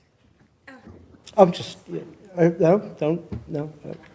So can I go through some of the proposed changes and then Please. just see kind of people just informally give me yes or no, and then we can, is that okay with you, Kim? Okay. Okay with it? Okay. How about number of people moving from 50 to 30? That's no? You want to keep it at 50? Any other thoughts? Wait. Let's get the question out and then we'll get the response. So. That was the question. No, yes. Wow. Okay, you're a tough crowd. So, response? I think 50 is all enough. I mean, that's how many people have at like a busy bar for a sports game.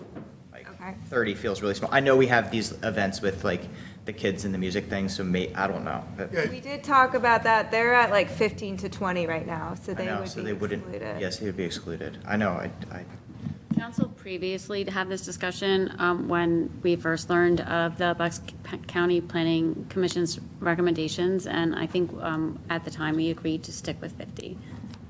Was there any rationale? There was a lot of rationale Can at the you time. tell No. me? Define Please that. educate us. Okay. I think you just have to think about what events we have in the borough, right, and what they would impact. So like Susan's sitting here, so I'm thinking about the Yardley Historical Association's walking tours, which they can have 30, and I don't really want them to have to apply for this. That doesn't make sense. So just, I think that's the way to do it. Like, think through all of the borough events, which would fall over 50 and which would fall under 50 or around 30, and do we want to regulate those things? But is there a trigger if it's under that number, but at Buttonwood Park, right? Because if you just happen to have something at Buttonwood Park that's 30 people, I don't know, then that might be, I don't know. People have to get a permit for an event in Buttonwood Park anyway. Yes. Regardless, right? Regardless of size? We talked about this earlier also. We really recently got a call from one of the businesses in town. They wanted to have a staff picnic at Fitzgerald's. And we said, how many people? It's like 17. Go have fun. Go have fun. 17 people. Go have fun. There's plenty of room. And We want people to use the parks. Yeah. We don't want to over-govern. So that's Wes's take on things. Okay, so if the consensus is leave it at 50, I'm fine with that. What about moving it, instead of being under zoning section of our code, keep it under general regulations? Do we agree with that? Can I chime in on that? The zoning references just to allow it in districts as an accessory use. Okay. That's what Andrew actually just texted. Is he watching? Apparently. Yeah, it's just to make the ordinance consistent. Okay. What- Can could we you- get some clarity, though, like on maybe like this 90-day cure thing? Well, it's 30 days. 30-day cure, sorry. Actually, if we look in the ordinance, proposed ordinance, we do have a trigger mechanism that we can withdraw the approval. So if there is something that we feel that needs to be corrected right away, we can always dangle that over the organizer. We're going to withdraw your permit because you're not in compliance with whatever it is.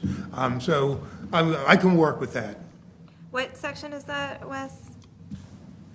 Do you know? Police chief can recall the approval. Police authority and revoking permits, 13307. 13.30, yeah. We can always use that if we had to. Yeah, I wouldn't love that would be used often. But, I don't see this being used often, Okay. but we need something.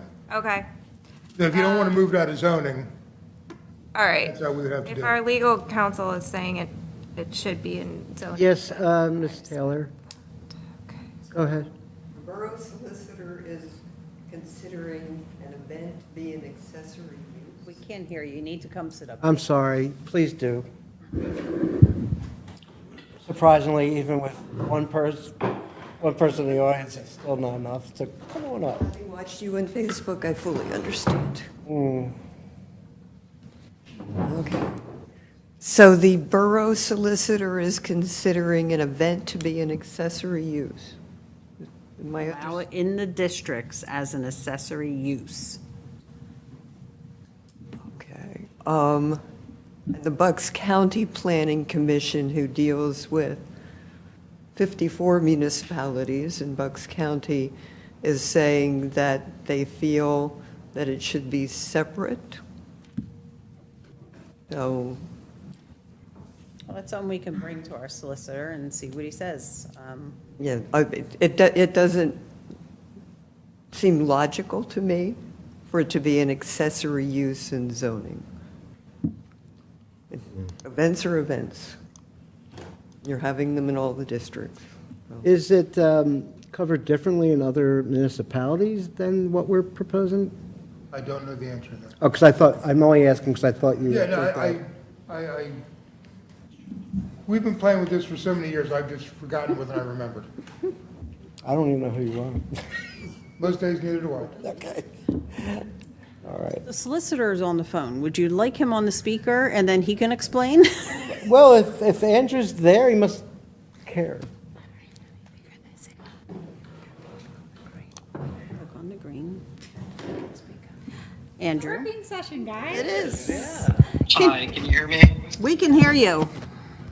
Yeah, so the reference to the zoning is just a codification issue to streamline like our code of ordinances overall. So I do agree with the Planning Commission's comment. The actual zoning permit requirement is a separate ordinance in a separate section. The references in the ordinance to zoning are just making it clear that even if you're not permitted to have a special event in a district where it's not otherwise permitted, it's now permitted as long as you obtain a permit pursuant to the special event ordinance. So it's just streamlining the code of ordinances so that that's clear. So it's not in zoning? No, it is, but it's under an accessory use. Could you repeat that for him? I don't know if he heard that. Can you dumb it down a little, Andrew? Oh, ouch. For me. I understand the comment that you're making and I can make the change. I just wanted it to be clear though, that this is not a zoning ordinance beyond saying that, each zoning district has a list of uses that are permitted, right? And you're not allowed to hold an event in certain zoning districts. The only reference in the zoning ordinance is to say you can hold an event if you get a temporary special event permit. That's really just the reference. It's to make all of the ordinances consistent. Me. It's according to the zoning area, not the zoning. Okay. Oh, just noticed. Okay, I'm sorry. Ms. Taylor, would you like to? But if you have a zoning ordinance that says, no, you can't have an event, are we now saying that you can have an event in With the a non? permit. With a permit. Then that isn't fair. Zoning allows your residents and property owners to have a set of rules. If I buy a whatever in a non-event zone, my expectation is that the borough is not going to have any events in that zone and not be giving out exceptions. Unless maybe you want to go to the zoning hearing board. But that's how you get an exception to a zoning issue. I think Not by getting a by permit. the solicitor. Andrew? Sorry, it's just a little hard to hear with the. Could we repeat that for him? I heard Susan's comment generally. I will watch the video to make sure I understand it in full. Let's have a replay, please. Again, you got to keep in mind, so like in the residential districts and the commercial district, holding a special event is not permitted. If you're in the industrial district, you're not allowed to hold a special event. All this says is that you can obtain a temporary special event permit to have, and there's a restriction on how many you could have in a year and everything else. But it's just to make the references consistent that yes, you are allowed to obtain a special event permit. Okay. Then I think, I personally think it's fine in this part of the ordinances, now that I understand better. I don't understand. To your point? If the zoning ordinance currently says that you are not allowed to have an event in the industrial district, and you own property in the industrial district, you are relying upon that zoning ordinance because that's the law. And now, you're saying if it's event permit, we make an exception to that zoning requirement. And everybody else who has to get an exception to a zoning requirement has to have a hearing about that. I actually understand the point. Andrew, I'm sorry, I just... Andrew. It's an intricacy of zoning law. Right now, most of the districts in Yardley Borough, you are not allowed to hold a special event. You would have to comply with your use in your district and whether or not that's permitted by right, special exception, or conditional use. The concept of the ordinance is to allow temporary special events. So that's all it's making it clear, is that you can hold a temporary special event if you obtain an event permit. But to Susan's point, I guess I don't understand how it Overrides. overrides that. I don't think they'd have to go to the zoning board because we'd have this in the ordinance saying as long as they've applied for an event permit, they can host the event. But then, to Susan's point, then we have ignored, if that's correct? But we're changing the ordinance. Yeah, We're putting it into the ordinance that you just have to get the event permit. I just want to make sure that, I'm sorry, I don't, Yeah. I'm sorry, but I just want to make sure that Susan was heard and that her concern is being addressed, because I think it is legitimate. So I'll leave it to others to discuss that. Okay. Anything else for Mr. Griffith? No. I would Thank, just, thank you for watching our show, and call back anytime. I would just like to say that I personally am okay with everything that's here. I think the only thing that really came up was to maybe mention it to YBA and Experience Yardley. Yeah. And so I'd like to make that a contingency and just say that, like, I approve this. I'm kind of fine with that, only we've been discussing this, as Caroline says, for many, many years. And every time we've discussed it in council, it's been on the agenda. So there has been multiple opportunities for these organizations to weigh in on this ordinance over at least as far as I remember the last 2 years. Yeah. So none of this was We done don't- without, or it could Well, have, and you said you've already spoken to them. So I actually, I'd be very fine just approving this tonight. May I ask, Councilman Howlett, you were contacted or whatever, doesn't matter how. Do you understand what their concerns might be? Their concern was they have not seen the document and they'd like to provide comments. But, okay, I do have I shouldn't have let him go. So are we unable to share this ordinance? I don't know. Not share an ordinance until. Before I just until want to it's clarify that. advertised. Once Okay. it's advertised, then you, So there's no real way except to do it. right, so to make By an memory. exception, then you're going to be, so isn't the advertising of it, that gives the public the time To look to at. look it over and come to council, because it's not approved, Right. I talk agree. about it, and then we can still make changes to the ordinance. which I At that time. understand what Martha's saying, Right. then you have to re-advertise. Re-advertise. If it's something that's major, you're changing in there. If it's little things here and there, then you don't have to. But if it's a major change, and you have to re-advertise the whole thing. Do you feel that the things that Martha has proposed are small enough that we could approve advertising tonight? I think so, yes. And I think Wes's offer to sit with them as well and explain things, go over things, answer any questions. We could still get the advertising approved. We I'm sorry. make changes to the draft and the document. We can make changes to the draft document that we're voting on tonight, and those, those are what's going to be advertised. Paula can make those changes and then advertise it, Well, it so. has- Yeah, I mean, As long as, because you are not listed as the mayor. Well, yeah, because. very important, very important. I'm surprised my father-in-law isn't on this for as long as we've been talking about it, but. So what did Algeron Cadwalader have to say about this, the Burgess? Yes. I do have a question about, I guess, the YBA and Experience Yardley. Are they actually looking for this, or are they I looking for the don't know form? what It sounds they're to me like looking they're for. looking for the application. They both see the application. They're looking at the application, which we don't have tonight. Oh, we have the existing one. Assuming there's no major structural changes to the current application, they've seen it, and they fill them out. They fill them out all the time. Yeah. Okay, well then, So do you, I think, don't you? Do you have I any don't really events that you filled up? feel like this ordinance changes anything that EY does. No. Because their events are already ginormous. And they As must well apply. as Harvest Day. YBA Yeah. and Harvest Day, yeah. Man. My personal opinion is I think we should move forward with a vote, but I don't want to, put pressure on anyone. Paul, do you want to revise to include the cap?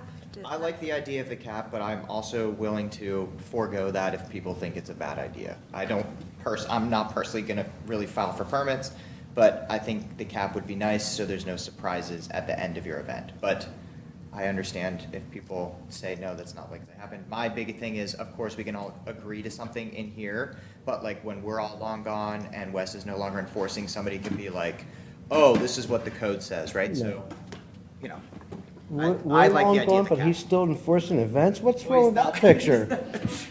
So do What we are you, have the Keith option Richards? to waive post-occurrence costs under this ordinance? No, I think we should still do it, just cap it, because it's like, No, I'm just saying, like, if somebody, like, could we partially waive it? Like, they were quoted this, it ended up being double, they can't afford it. Can we? Wes, why, I don't understand how we would get to a point where the costs would be a big surprise at the end. The example, The scope of the event changed.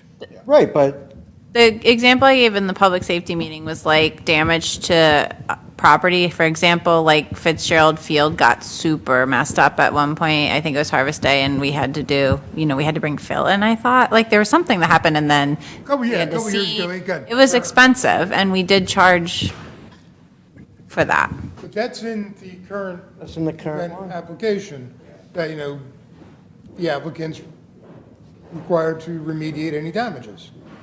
I mean, I don't know how you cap that. and they have insurance if it's so, the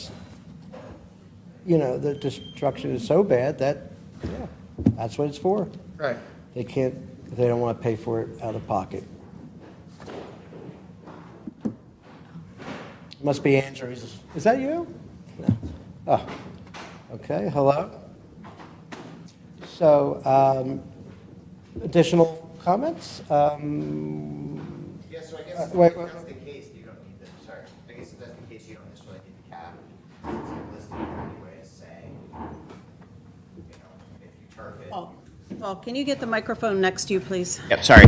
I guess with that in mind, you don't necessarily need the cap, because like you said, it's like listed there, and then like if you turf the field, yeah, you need to fix it, so, I don't know. Okay. Yeah, I mean, they must. Yeah, well, yeah.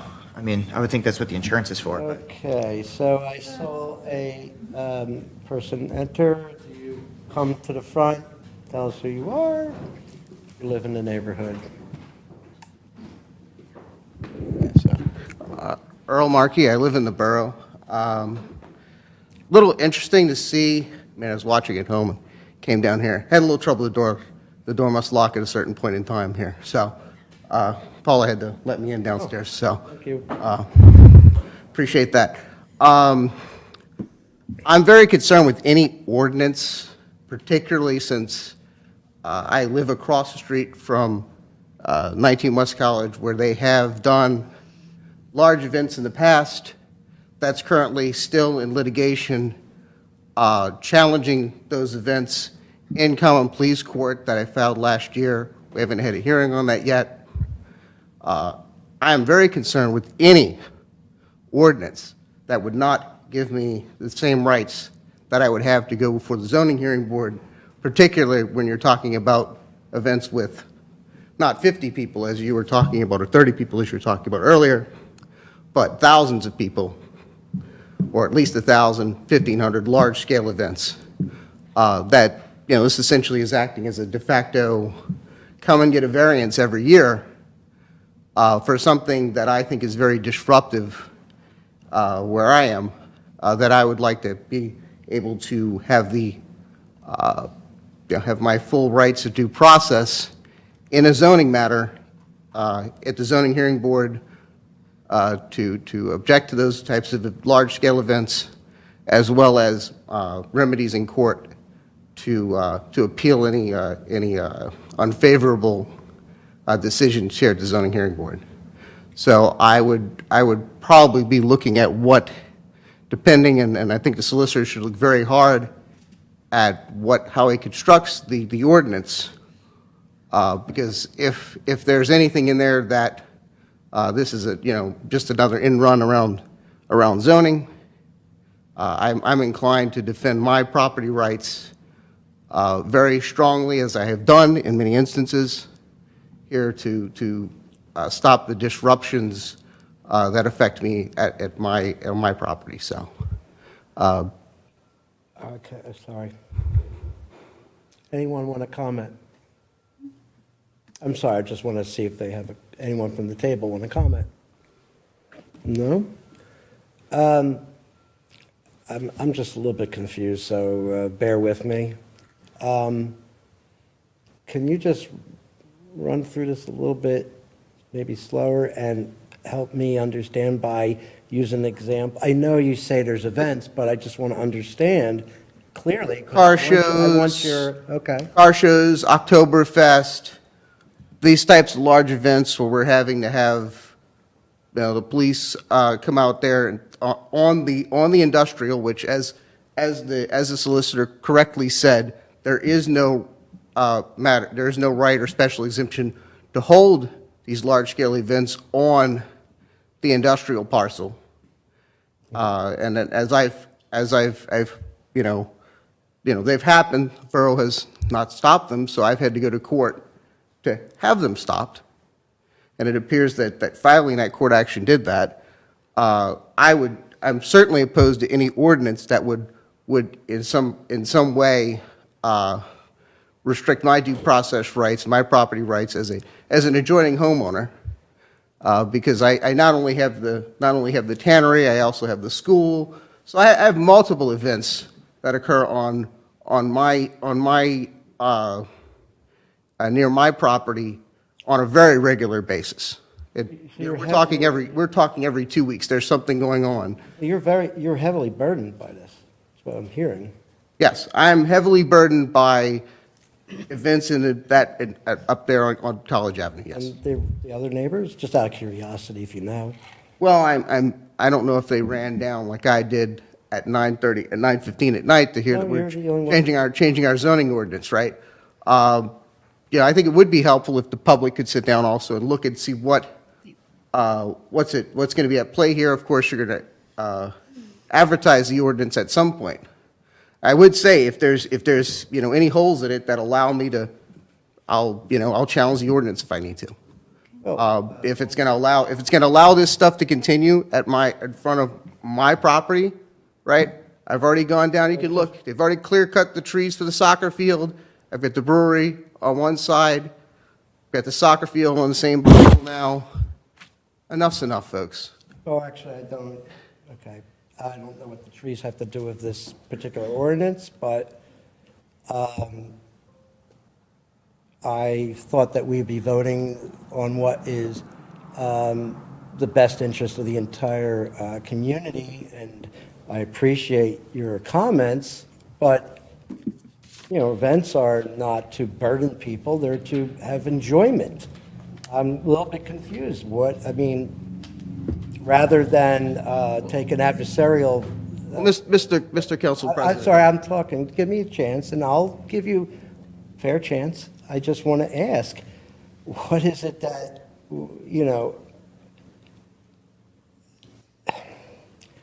I don't know what to say, except that I think that I understand what you're saying, but at the same time, I'm interested in promoting this town and having people enjoy themselves.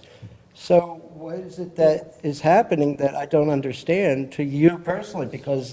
And I don't hear anyone else complaining. That's why I'm confused. Well, Mr. President, I happen to be affected by it. It's not in front of your home, Mr. President. Could be. Do they have a? I'm not here to argue. School in the industrial property that does it? I am not here to argue that. I'm simply hearing you, asking how we can move forward so everyone can benefit from these events and this ordinance, and whether it's, you're free to do what you want to do. I feel that we should vote to advertise it, and at that time, We'll see You what's could- there, and if you pass it, we'll go from there. but I feel like, why are you, Because it's in front of my house, David. Mr. President, thank you. I can call you David. The First Amendment allows you to call you by your first name. Okay, Earl, Very well. why does it have to be adversarial? Can we not have a civil discussion? I think we are. I don't think so. I think you sound. I think this is actually Yes, quite Ms. simple. Taylor. I will call that to a vote in a minute. Let Ms. Taylor make her course. final comment, and if the opportunity comes, I'll then. Tell me if I'm recalling improperly, Wes and Paula. When the tannery began to have the car show, bigger activities, didn't the borough use some sort of process to approve those activities? Yes, we did. There was only one event, to my knowledge, at that property that was not approved. Okay, so did that process include the evaluation and the realization that property wasn't zoned for that use? I was not aware that industrial was not permitted at the time, that's why it went through. Okay. That was an error on my part, I was not All aware. right. So I think my point is that if you're going to allow events in a zone that's not zoned for events, that there should be some process in place that evaluates that. And I'm not saying go to the zoning hearing board. I'm merely liking the process to what you have to do if you're going to request a variance or a waiver. You have to go to Borough Council. If you're not doing something allowed, you have to go and be heard, and your neighbors get to be heard. Okay? So I think it's important in this particular process that there's something in this ordinance that allows people to be heard and what's being proposed to be evaluated to allow it to happen, rather than knee-jerk, you filled out form, and yes, you can have it. Simply because, back to my original point, the essential reliance on what the zoning ordinance says when you buy a property. It tells you what you're allowed to do and what can't happen. So that's the law, and you need a process to say, no, we're not going to follow that law, and here's why. Anybody? I'm not a lawyer. Definitely, I'm not, and I don't play one on TV. Right now, anybody applying for a permit, like, we vote on that. So since we vote on it, there's an opportunity for discussion from the public on that, whether, before we vote on that permit, right? Because it's in the consent agenda, so we can always pull it and discuss a permit, right? I'm just thinking out loud, right? So there's still opportunity for a public to argue against having that event before we vote on it. There you go.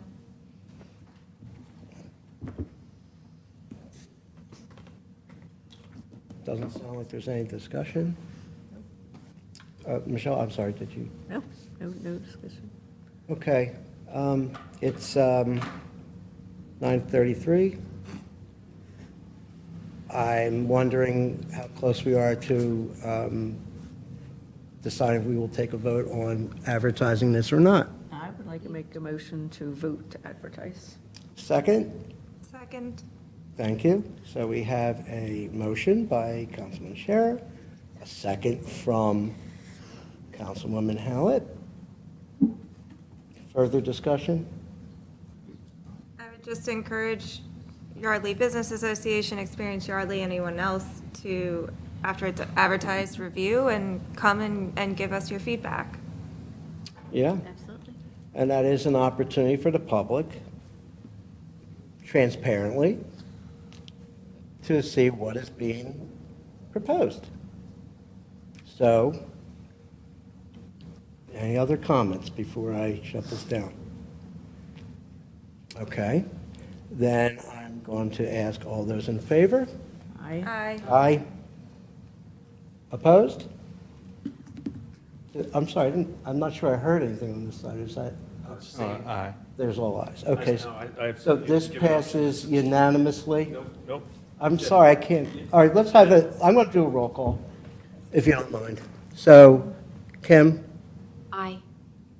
Aye. Aye. Aye. Aye. Abstain. Aye. Okay, so it's 6-0-1. Okay, passes. We will advertise this, and then we'll see where this goes. I would like to thank everyone for their hard work, for the thoughtful input and creating this, not especially, but Wes, you've put a lot of work into this. I'm sorry that it's been dragged out so long. I take some responsibility in that. I don't mind throwing my own self under the bus, but I think we're going to get there. Thank you, Wes. And thank And you. thanks, everyone. Jim. All right, I'm sorry, pardon me for 1 second while I pull this up. I know I have an agenda somewhere. Oh, thank you. I appreciate it. Okay, so, so I guess we can move on to Public Works. Okay. There's 4 things for consideration here. There's A, B, C, and D. A is a consideration of payment certificate number 2, North Main Street, Sidewalks-Phase 3. B is the vote to adopt ordinance number 500, grant anticipation loan. C is the Abrams Hebrew Academy Playground, stormwater improvements, financial security release number 3. And finally, D, authorization to advertise and solicit bids for the Borough Hall Police Department roof replacement project. Is this one person presenting or multiple people? I see. It'll probably be tag team here. I think let's start with A. Okay. We can just get, Pat, can we get an update on the specific timing around the completion? I think we're releasing a good amount of money here to vote on, so. Yeah, I mean, the amount of money is really, there's been additional work beyond of what's presented in front of council as we're coordinating with the contractor on additional paperwork for the amount that they did request. So we really just processed what we were in favor for at this time. As you can see today, out there is the curb, sidewalk, driveway, aprons are installed. The stormwater management's the storm sewer's been installed.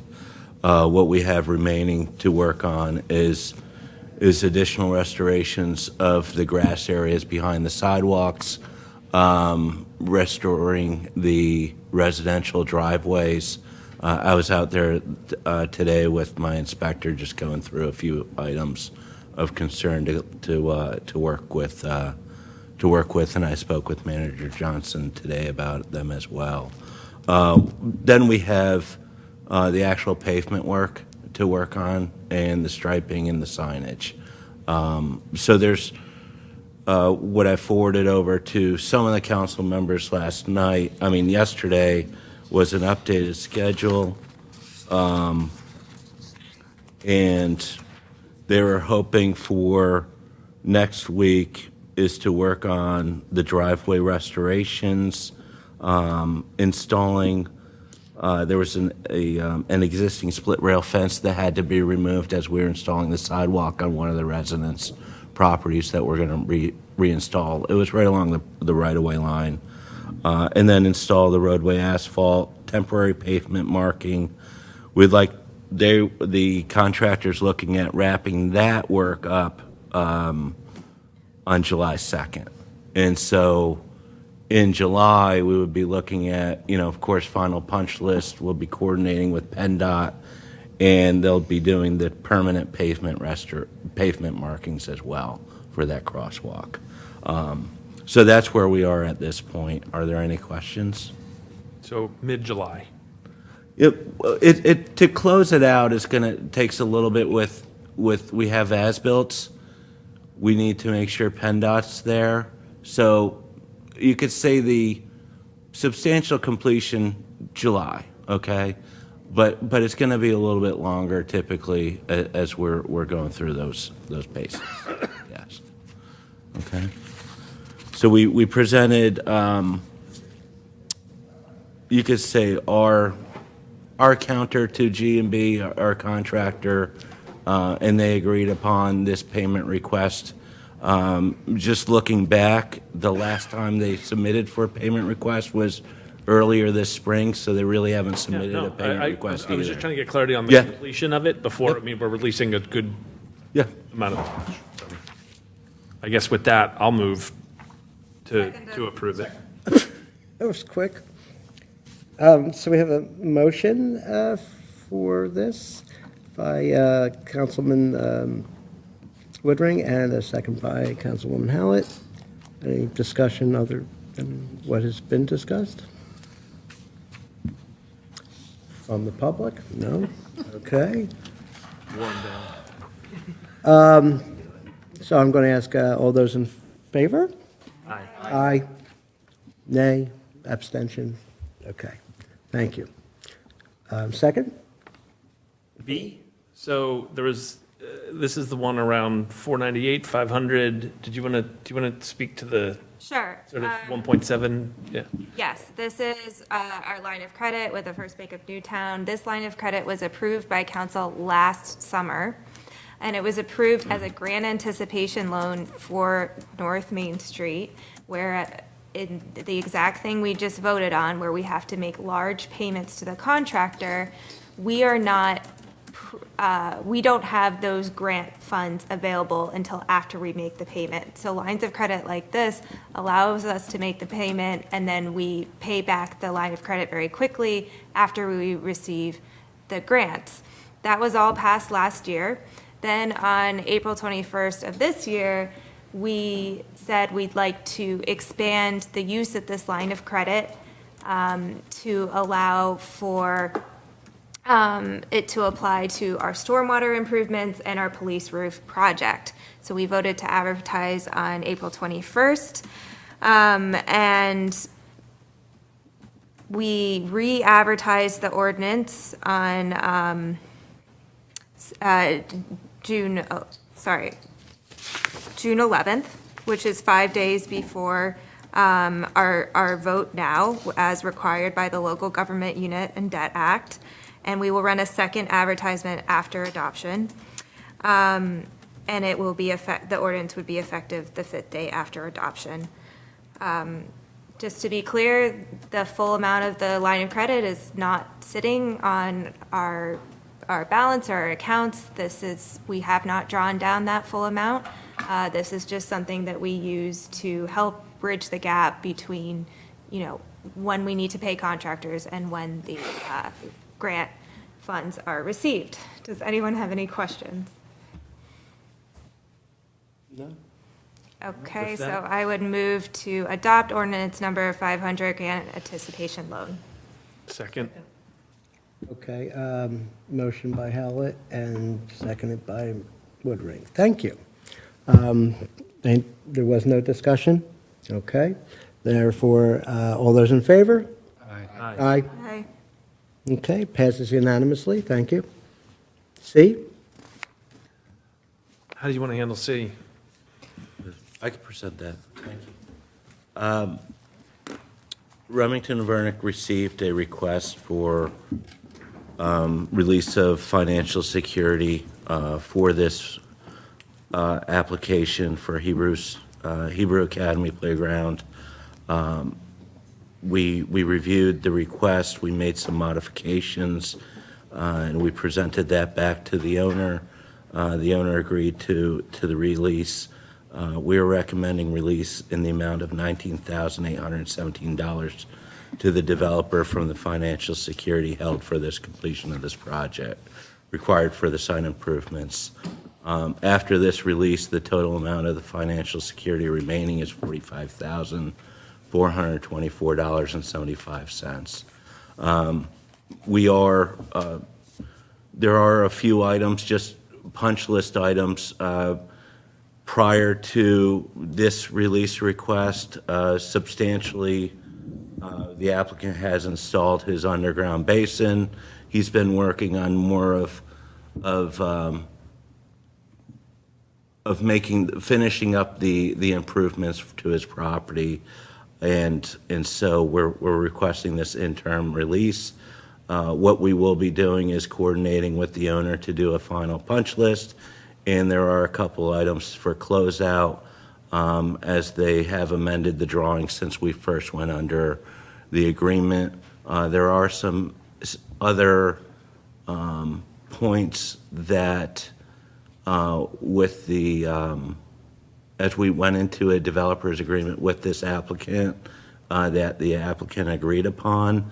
So I'll be coordinating with those items too, as there is a year duration after the substantial completion of this project that the applicant has to monitor the stormwater and report those findings to us and see if they are indeed, how it's impacting, and if it's along the line with their analysis as well, due to the development does discharge down into the ML7 property and then goes down into the creek as well.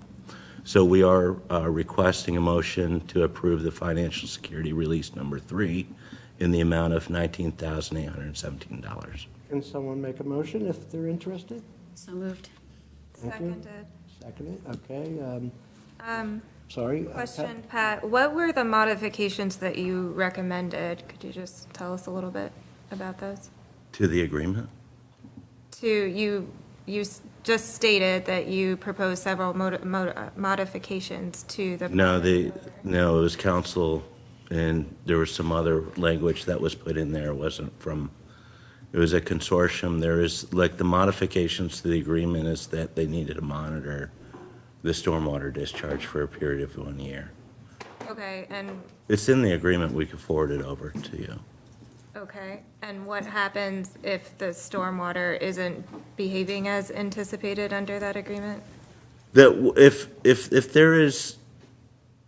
there is an increase of rate discharge from their pre-development, we would be looking at them to remediate that into a fashion. Right now, from their stormwater, they are meeting the rate release requirements, and they are bringing down the post-development rate discharges down to the pre-development rate discharge requirements. Okay. So what is the post-development rate charge of discharge? There's various storm events. It's in there. It's in where? It's in their stormwater report. So our stormwater ordinance requires the developments to bring the post-development 2-year discharge rate down to the 1-year discharge rate, and then the 5-year post-development needs to match or be less than the 5-year pre-development, and for the 10-year post-development needs to match the 10-year pre-development. So do you have like a quantification? It's in their stormwater report, yeah. Okay, but you see, I don't have the stormwater report, so that's why I asked Yeah. the question. Right, so I'm just telling you what our requirements are. Do you want the rate numbers? Yes. Okay. So the applicant's latest rates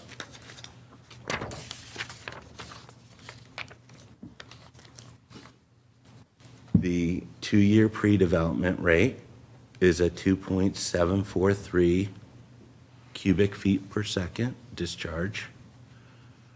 Their post-development calculations provide a 1.326 runoff. The 5-year pre-development is a 5.816. Their post-development is a 2.068. Their 10-year is a 7.502. Their post-development is a 2.674. Their 25 years a 10.01. Their post-development is a 3.533. Their 50 years a 12.21. That's their pre-development. Their post-development is 6.129. For the 100-year pre-development, it's a 14.64 cubic feet per second, and their 100 years a 13.99. Thank you. You had me at hello.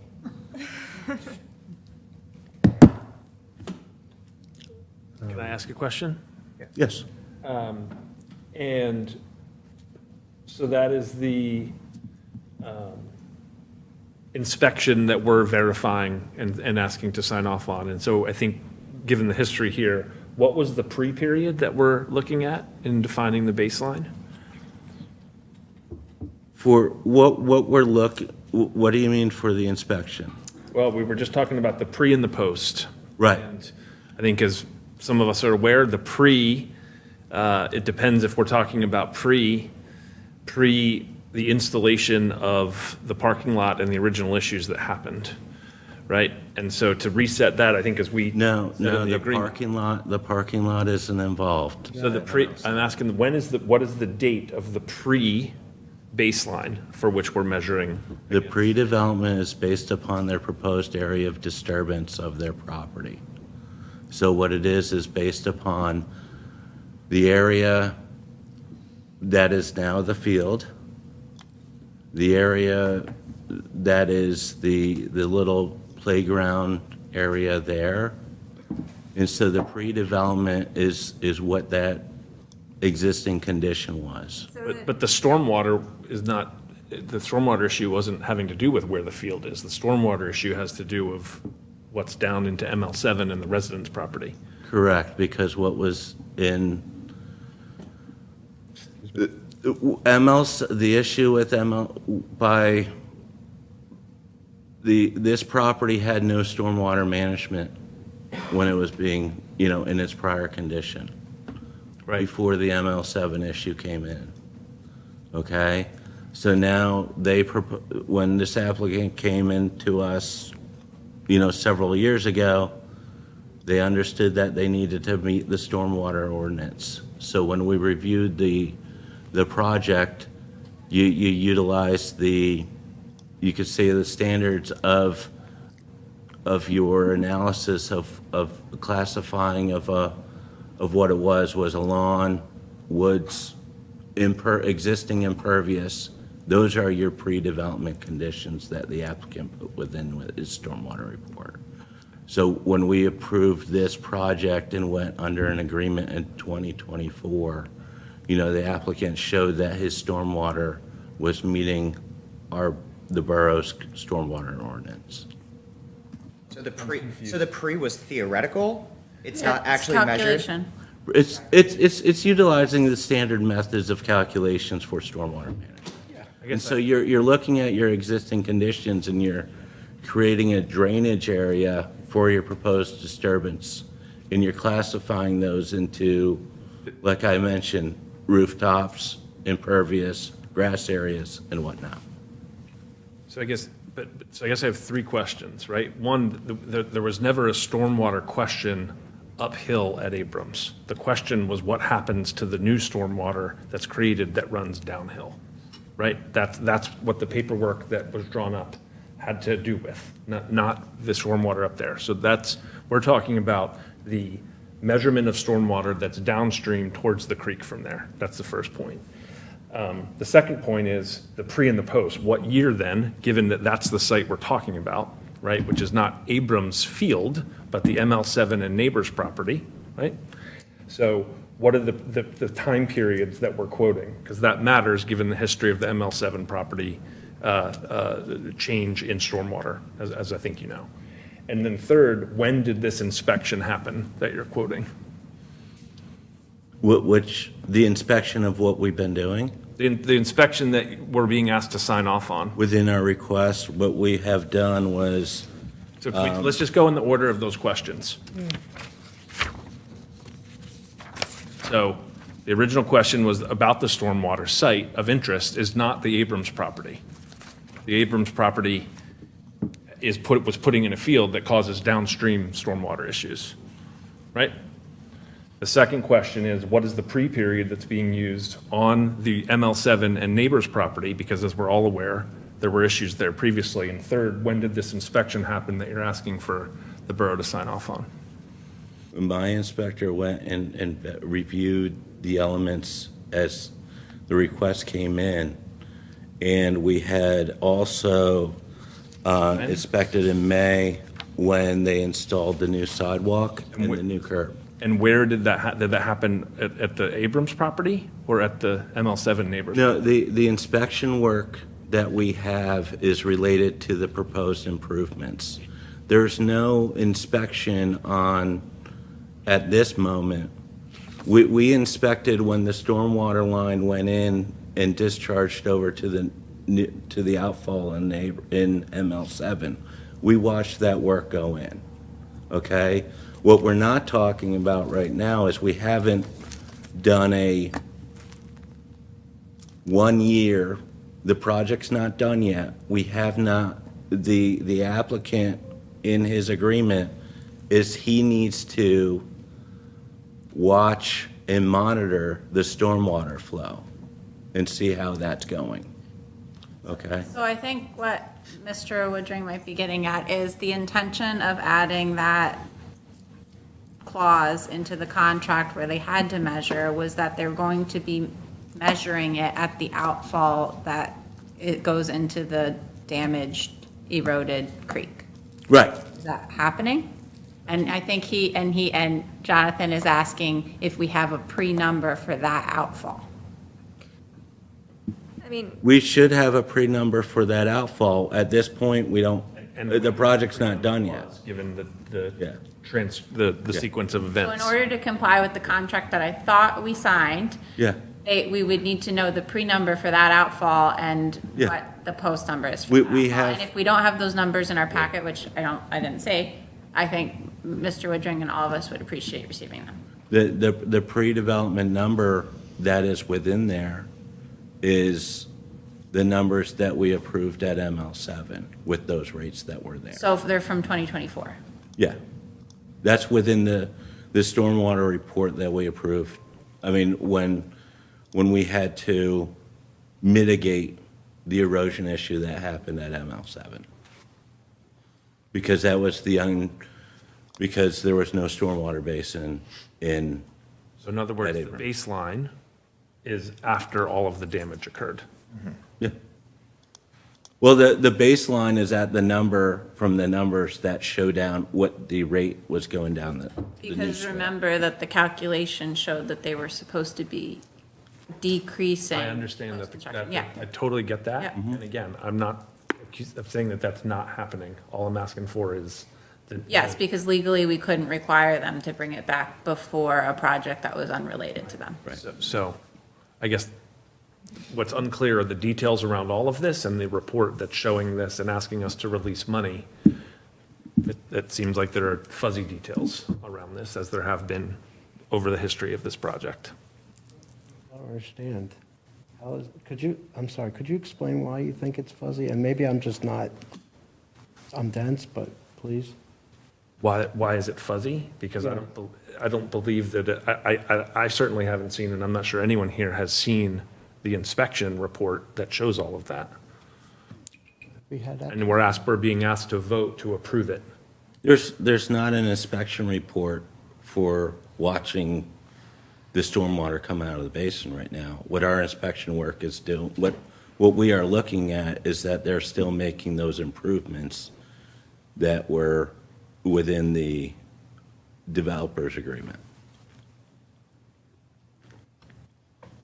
So what I could do is I could coordinate with Manager Johnson so we could sit back down with the applicant and go through their agreement and see how they're going to come back with their engineers to address some of those elements that are I just don't remaining. know that any of that has happened. Yeah, because the open item, when we signed the agreement, we discussed it with them, was how are they gonna monitor? And Right. Mr. Woodring and I were proposing continuous monitoring, which they said was possible versus someone going out randomly when it's not raining, right? So that would be nice to know that they've figured out how they're going to be continuously monitoring for a year. Before we keep releasing money that says they're doing it. Yeah, and if you could see what we've released right now in our release, is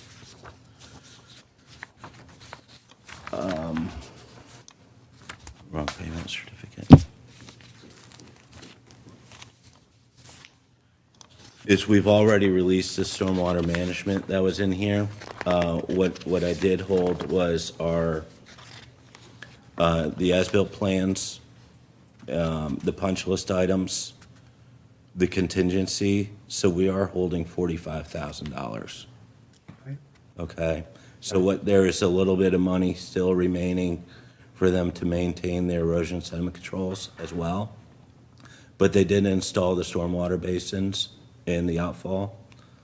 So, they did ask for some release of those other elements, and I said not at this point, so I was retaining more for the borough, so we could try to resolve some of I those think other a good elements. next step would be a touching base on the continuous monitoring, that it sounds like no one is really sure what's actually happening.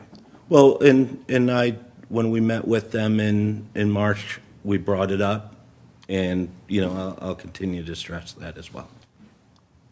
So, sorry, would the 45,000 remaining not be released until the continuous monitoring is confirmed? I don't think we have that written into that effect. What is our mechanism for the, year of continuous monitoring if something is violated to hold the applicant accountable? I could speak to the solicitor on that and see what we could do. But it's in their agreement as well.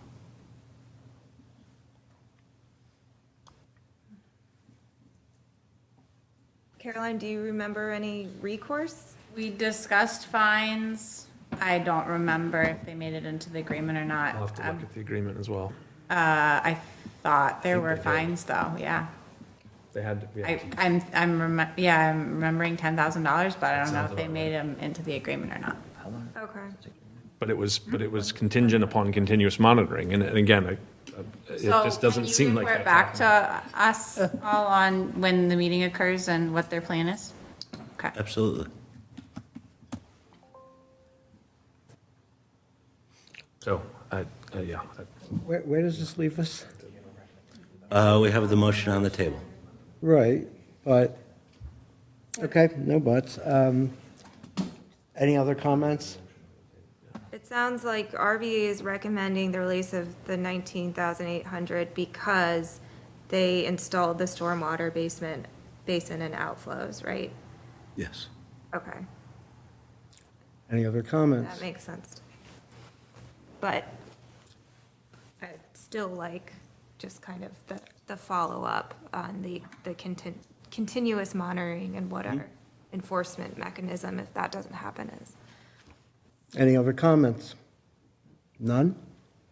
May I move to, okay. All those in favor? Aye. Aye. No nays? No abstentions? Nay. I'm sorry, I couldn't hear you. You didn't give an opportunity, you just said everyone in favor say aye, and I wasn't in favor, so I didn't say aye. Okay. My apologies. Forgive me. So we have 6 ayes, 1 nay? I said nay as well. Okay. I'm sorry, I'm tired, Yeah, I get it. okay? Fuck. All right.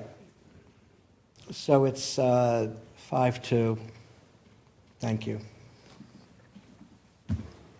Moving on. Moving on, what is D? D. My little button's not working here. The authorization to advertise and solicit bids. Oh, for the borough. police roof. Yeah, all police roof. We have a grant for this, although there are some borough funds required, but we've already approved that expenditure, and this is just formally, now that we've approved RVE's proposal, to solicit bids, now that we've gotten the grant approval as well. Is that correct? Okay. Does anyone have any questions on this?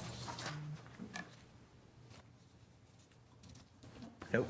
No discussion from the public? Motion to approve. Second. Yeah, actually, I'm the one I asked. Okay, sorry. You You just don't seem mind a if I little take, if bit you may, retired. maybe I can take over my meeting? Yes. All right, so, motion, what? Isn't it our meeting? So moved. Fine, whatever. I'm sorry, really I am.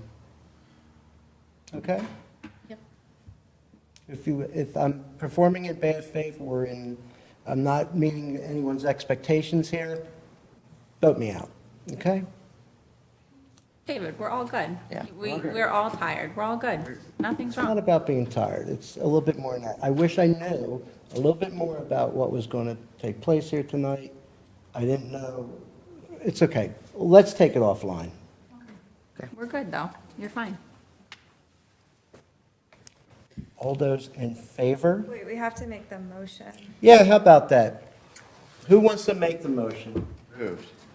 Who wants to make the motion? I'm sorry, I couldn't hear you. You're making a motion? Thank you.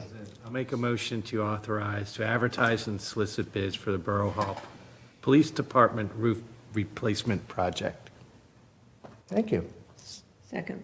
Thank you. Motion by Mr. Goldstein, seconded by Ms. Scherer. All those in favor? Aye. Aye. Aye. Passes unanimously. I didn't ask for nay. Sorry. Abstention? Thank you. I would entertain a motion for adjournment. Discussion, all those in favor? Aye. Thank you, good night.